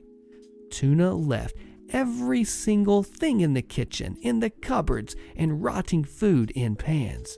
The carpets were soaked in dog pee. There were clothes and junk everywhere, and there was loads of crushed glass embedded into the gravel driveway like she wanted us to get flat tires. Over the doorway from the house into the garage was a dangerous booby trap, which literally could have killed someone. It was made out of large heavy metal clamps with a glass jewelry case teetering on top of the clamps. It could have fallen on top of someone's head if not discovered and someone jarred it a little. The water had been shut off for months by the HOA because they controlled the well and owned the water system. As soon as you don't pay the HOA fees, water is shut off. All the toilets were clogged up with crap. The sewage system was impossible to unclog, and later DB discovered that they had thrown dirt and plastic containers down the pipe. He had to go under the house and disassemble the pipes to get everything out. Hanging up on the wall in plain sight in the master bedroom was the California shopping bag that I had mailed to Dan in the package that Tuna had stolen. She hung it there to taunt me. I am not super religious, but I felt the worst kind of evil there and had to pray and debunk the evil spirits from that house. I stayed for weeks there cleaning up and hired some people to do yard clean out to get the front yard clean. Later, Dan and Adam dealt with a pillar of trash at the side of the house. Every construction tool that belonged to Dan was stolen. He couldn't work much from a wheelchair, but needed the tools to repair his own house. Dan persisted, though. He finally got to the point where he could walk. Now, he can't walk for long periods, he gets tired easily, but he can do things slowly. He has some nice roommates that drive him places and take care of him at times. Many of his tools have been replaced. He sanded off the wasted message on Mom's rocking chair, too. We have sunk a lot of money into helping him, but what else is one supposed to do? It was a life or death situation. That was his house that he had built so many years ago. This was the most wicked thing that I have ever encountered. It was coming from all directions. We heard that the creepy squatter died a year later. No one wanted to take her in, and she went from person to person, staying wherever. If she would have been decent and kind, she probably could have been a roommate and had a place, but she thought she could just take someone's house. In a crazy twist of events, when asked if OP thought that the police and judges were co-conspirators in this case, OP replied, "We did suspect that often. You wouldn't believe what a hard time they gave his lawyer, who followed all the protocol to the T. Someone wanted his house, and we weren't sure it was even the squatter." My first time reading this story was the live read as I read it for the recording, and I never expected it to get this crazy. Hospitalized and everything. I hope everything is okay now, OP. What a story. I'm a paramedic, and lately I've been working at an isolation facility in the Canadian oil field, and it's just terrible. It brings out the worst in a lot of people, and it's kind of understandable. And once COVID is over, you could give me the choice between going back to this job or living with my member inside an anthill for the rest of my life, and I'd be slathering my loins in honey before you finish that sentence. How it works is we have a lot of large oil facilities in the area, and spring is when they shut them down, bring in hordes of workers from coast to coast, and perform maintenance as quickly as possible to get that sweet black gold flowing again. It was pretty much universally ignored how effing bad an idea that would be this year, and you'd never guess what resulted: a big old dumpster fire. An increase in cases was planned for. One entire work camp that could accommodate 1,110 was set aside for positive or symptomatic patients, and a few wings at another camp for about 200 people, where we kept asymptomatic close contact cases, no symptoms or confirmed sickness. The oil companies paid the hospitality bill, and the workers that couldn't isolate at home had somewhere to stay. For anyone trying to picture a work camp, it's less gulag and more Motel 6. Private bathroom, single or double-sized bed, TV, Wi-Fi, yada yada. Just picture a mediocre motel, but a little smaller room size. 3 square meals a day, cooked in a kitchen or dining hall. It's usually served buffet style, but delivered to isolation rooms by medical staff because the kitchen staff's union rightfully said, heck no. The only thing that sucks about this camp is being isolated and monitored. I don't make the rules and I don't even technically enforce them. I just tell people what the government has made law and why it's inadvisable to break them, or, in other words, F around and find out. People were free to leave at will, but they'd face serious legal issues. It wasn't a prison, and I didn't make the regulations. 14 full days in isolation was the mandate, and yes, it was inconvenient for everyone so required. I ended up at the smaller site where we didn't store active cases, thankfully, not because of risk, but the 1,100 person facility, being the dumping ground, was filling up fast and manpower was stretched to the breaking point. Our duties were mostly very non-EMS related. Drop off food, deliver booze, invade faces with nasal swabs, vitals, check people in, chaperone smoke breaks, and miscellaneous concierge things. My coworkers and I made efforts for our patients because it really is a stressful and crappy situation for them. Most people were pretty chill, if not outright pleasant toward us, but unfortunately we had a sizable group of loud, mean-spirited, entitled, and belligerent man-children. These enormous a-holes complained about everything, from the government to the quality of steaks that they weren't paying for, and they also serenaded us with threats, profanity, death camp comparisons, general prickishness, conspiracies, anti-vaccine garbage, and angry yet vague tirades about their rights. This kind of hot garbage isn't uncommon for this province. We're basically Canada's Florida Panhandle, and come complete with all the lunatics and tomfoolery. This is not a work environment I greatly enjoyed, but I did have a moment of catharsis when I clapped back at our standout problem child. Mr. P, as I'll call him, was that rare 1 in a billion a-hole, a repugnant narcissist and sharp as a marble. His Medal of Honor citation includes the following highlights: hurling his lunch at the wall opposite his room door because he didn't like tuna, threats against other patients and one staff member, staggering out of his room to pass out in the hallway, wrecked on rum and near buck naked, perving on female staff members, smoking constantly in his room with the door propped open, turning it up to 11 while watching adult movies, screaming at an adjacent parking lot from his window while trashed at 9 a.m., and sneaking out on the back door while unescorted whenever he felt like it, and to meet a delivery driver after we took his booze away, all while breaking quarantine. Hilariously and obviously trying to forge the date on his information sheet taped to his door so he'd be out sooner, but we track it all in Excel, and, well, being himself. All this was in a 72-hour period, and we literally couldn't kick him out. Where else would he go? He was under quarantine. An amazing amount of forgiveness was extended to him by the camp operator and the oil company because of the stress of being quarantined. Eventually, Mr. P gets a visit and talking to by the RCMP, the police, call from his boss and the camp manager, all of which seemed to have made an impact. All parties were thoroughly fed up with his crap, and although he wouldn't be evicted, he would be, if he carried on, be facing a ban for life from every site owned by the oil company, fired from his job, and fined by the police. With his booze confiscated, I assumed he might behave closer to the 55-year-old man he is, but as it turns out, that was naive. I interacted with him more than anyone else, and I bit that bullet because I'm the veteran, the most jaded, and also, for some reason, he didn't sexually harass me. Unhappy with being unable to smoke in his room or wander around breaking quarantine as he chose, he picked me to use as his grievance. Every day we had 8 15-minute breaks scheduled to take people to smoke or just to get outside. As a chaperone, we would ensure no patients would touch door handles. We'd politely remind them about distance and not to pass out smokes to others. Mr. P didn't like the schedule, demanded, not asked, for more breaks, longer breaks, and breaks at the times he wanted. We'd honor some requests for favors, usually, perhaps take a worker or for a couple extra breaks. Doing the odd favor never bothered me for normal patients, but in his case, I would rather lick a cheese grater than expend 1 extra calorie for his comfort. My response to his whining was a hard no and no negotiation. He could follow the schedule or risk his job by smoking in the room again.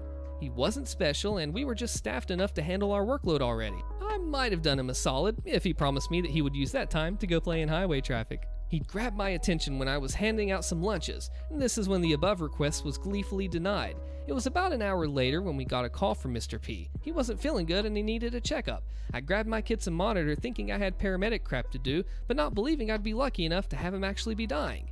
He opens the door complaining of a cough and sore, dry throat. He put on the full act and I did my due diligence for funsies, took full vitals and notes, and he then piped up with some conspicuously prepared lines. "It's just stuffy in here. I don't think I need any medicine, just some air. Extra fresh air would probably clear this up. Yada, yada." His brain must be smooth enough to skip across a pond if he put faith in this cartoonish scheme.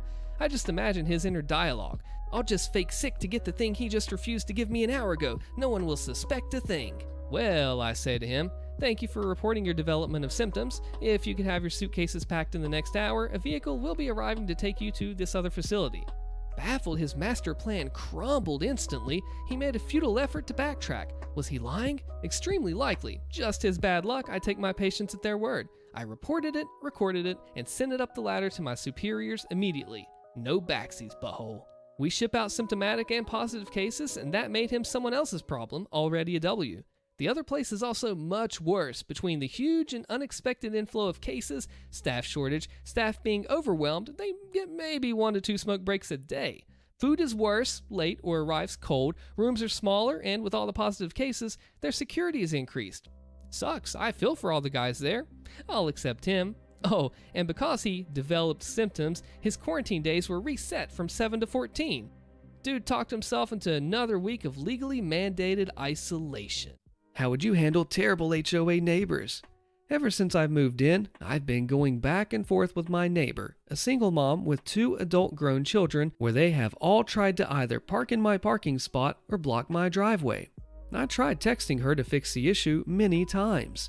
Finally, I had it reported to the HOA president, and they sent an email to all of us in the community with reminders on many things, including only to park in your own parking spot or designated areas. Me and my neighbor are the only people with parking spots. Everyone else just has their garage and driveway, and their guests park on the street. So she knows I complained about her, and that message was directly to her. Since that email went out, I had one incident with the mother of my neighbor visiting, and I went out to tell her not to park in my spot, as I had guests coming.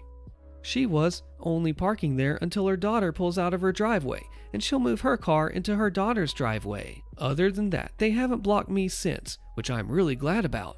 The HOA president said that he will reiterate this at our next HOA meeting. The HOA meeting is next week. I feel like I should say something with the audience of all my neighbors, but I'm not sure what. Right now, the 2 grown adult children are avoiding me like the plague. I don't care that I made the right decision, as I gave them so many chances to just park on the street, which has plenty of street parking. They don't want to have to walk the 1 minute it takes to park on the street and walk into their home. Would you say anything at the HOA meeting? Do you agree with this? If they block your driveway, tow them. They'll learn real fast not to do it. If the reminder from the HOA solved the problem, let it go. Bringing it up at the meeting will just make you sound like you're complaining for no reason. If you say anything, I would just thank the board for solving your recent issue. And if you and your neighbor are the only ones with parking spots, nobody's going to care about your parking issue with your neighbor, and they'll likely think you're a butt for wasting everyone's time with an issue that only affects you and seems to be largely resolved. You're right, it's fixed, I'll let it go. I agree that just thanking the board will go a long way. Do you think that the issue's fixed, or what would you do? Here's our next story. Thanks for listening along. You'll enjoy this one too. I worked up north in oil and gas doing site facility maintenance, and I started the job when the boom was happening, but we soon started down the backside and cuts were made. In order to cut costs, they cut our overtime, our hours, took away our flights because it was fly in and fly out, and generally made life miserable. I could see the writing on the wall, and I was an unticketed carpenter, so I decided to go back to school and get my JM papers.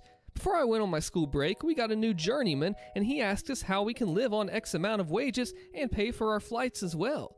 We told him that our wages are X plus 10. The company was paying new hires about $10 an hour less than us, which explained why they were trying to get people to quit so that they could replace them with cheaper labor. I had arrangements to do 3rd and 4th all year together, but as my school day was coming up, they started talking about putting off my year 4, messing me around. It took me over a year waiting to get into that class, so I wasn't going to put it off. I decided to quit if they messed me, but I didn't tell them. So this is near the end of the calendar year, and school was November and December for year 3 and January, February for year 4. The first thing that I did was to schedule 100% of my dental benefits for December, me and my 2 kids. I also scheduled whatever else we could do dentally for the new year, early January. We also had a Visa account that was $1,000 per year for health spending. You could use it at the dentist for whatever wasn't covered. You could go to the pharmacy, the optometrist, those kind of things. So I went to Joe's Optometry and bought some sweet glasses for reading that had a picture of a horse with a guy with a stick and a little ball on it. I also got every bell and whistle for the lenses. Perfect customer. But that's not the compliance. The salesperson, bless her soul, offered me sunglasses, and I said I couldn't do that, it's only for health. She told me the insurance company doesn't get the itemized receipt, they just see Joe's Optical for X amount of dollars. Oh yeah, I'm in with some sweet Ray-Bans with 2 pairs of polarized lenses, no problem. So the company I worked for had a bunch of contracts, and there were about 800 employees in total. I'd say about 60% of them were single males, about 10% females, and the rest married guys. We had a junior Sparky who was all about bling, so I told him he can go to the optometrist with his card and get sunglasses. I told everyone on our shift, screw them, free sunglasses. I might not have overtime anymore, but hey, thanks for the sunglasses. And waited. And nothing happened. I was expecting everyone to be sending messages thanking me for the loophole, but nothing. So I showed Sparky the receipt and my Visa card number to prove that I had done it. The next day, I see him on Facebook with a new pair of sunglasses, saying that he had also ordered some limited edition Ferrari sunglasses from his local optometrist. Initially, he didn't believe me, but now he was all in. I picked the Sparky because he was about bling, but he was also with the company since day one, and he knew absolutely everyone, including people on the other job sites. 800 people. Back to me. Because of the turnaround schedule, I was scheduled to go back to work somewhere around January 10th after they had unilaterally changed the deal. In school, we weren't allowed to miss days, so my kids and I had all of our dental work done in the Christmas break on the January side. Lucky for me. I also asked the dentist if I could pay it forward and pay for 2 cleaning sessions sometime in the next year. I used our Visa health card. What was left, I went back to the optometrist and I got 2 more pairs of sunglasses. I used up my Visa card and my yearly dental allowance in the first week of January. I officially quit the day before they forced me back to work. My coworkers told me in the middle of January there was a company-wide meeting about sweeping changes to the benefit program. They were changing companies to become more streamlined, and the benefits naturally were sharply decreased. The Visa health card vanished. My guess is because they had a $500,000 optometry bill. I finished school in the top 3 and happily had $10,000 worth of dental and $2,000 worth of sunglasses and glasses paid for in the last week of December and the first week of January.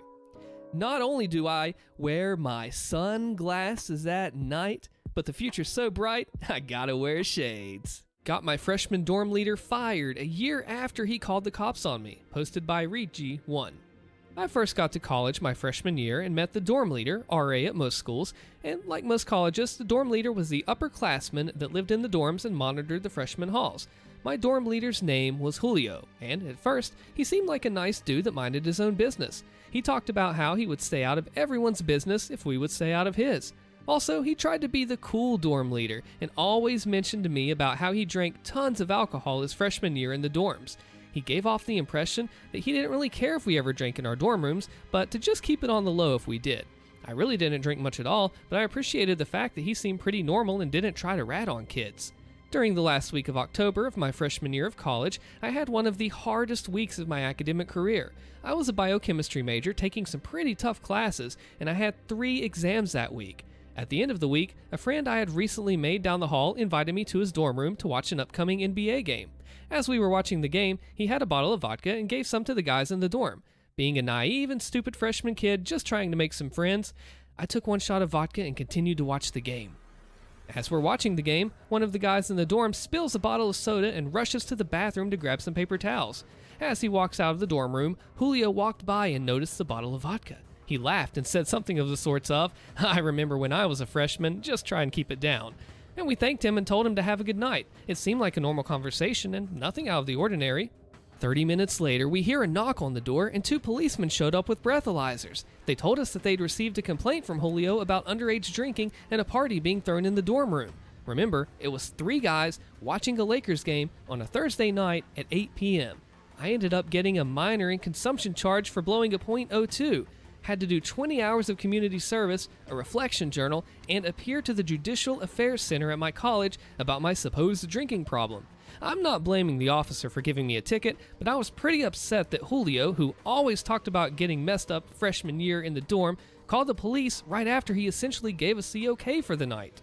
A few weeks later, I see Julio and straight up asked him why he decided to rat me out. Specifically, I asked why he didn't just tell me to head back to my dorm if he had a problem with the alcohol instead of calling the police right after our conversation.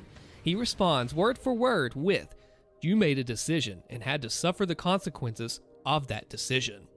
After that incident, I never really talked to him, but he always tried to be buddy-buddy when he saw me in the hallway. Anyway, I eventually leave the dorms and move off campus for my sophomore year. I had decided to rush a fraternity my freshman year and ended up meeting some really nice guys. I had never been the fraternity type, but I went to a smaller college where fraternities are a lot different than most places. During the second semester of my sophomore year, my fraternity was taking a new pledge class. One day, I received a text from Julio saying, "One of the guys pledging your fraternity has been caught dealing alcohol to another freshman in the dorms. I thought I would let you know." Turns out Julio was the dorm leader for a freshman pledging my fraternity and ratted him out to judicial affairs as well. Thinking the term dealing alcohol was the lamest yet funniest thing I've ever heard, I sent that to our fraternity GroupMe and everyone laughed about it. About a week later, that kid pledging our fraternity came up to me asking about the message I received from Julio. Essentially, a pretty similar thing happened to him like what happened to me. Julio found out that he'd given another kid in the dorm a bottle of wine and reported it to the police. This kid ended up getting a minor in possession and had to speak with judicial affairs. This is where the story gets hilarious. In his meeting with judicial affairs, the kid pledging our fraternity told the judicial affairs guy that his dorm leader, Julio was now a senior at this point, had texted me about the charges pending against him. Apparently, it's a huge violation to discuss pending charges against a freshman in your dorm to a third party. The judicial affairs guy told him that if he could prove that Julio was discussing this charge with a third party, aka me, he would receive some severe sanctions. Basically, if I sent that text to the judicial affairs people, Julio would be in a load of trouble. So I sent the text that night to the judicial affairs people. After that, I didn't hear anything about what happened to Julio and had honestly forgotten about it. However, nearing the end of the school year in my sophomore year, I saw Julio at the dining hall and came up to speak to me. He tells me a story about how he knows I was the one to ratted him to the judicial affairs, how he ended up getting fired from his dorm leader position, lost the scholarship money his dorm leader job provided him, and overall, how crappy his life has been since he got fired. After going through his entire sob story, he asked me, "Why did you do that? This could have been handled completely differently. I didn't have to get fired and I could have kept my scholarship money." I look at him dead in the eye for what seemed like 30 seconds and say, "Julio, you made a decision and had to suffer the consequences of that decision."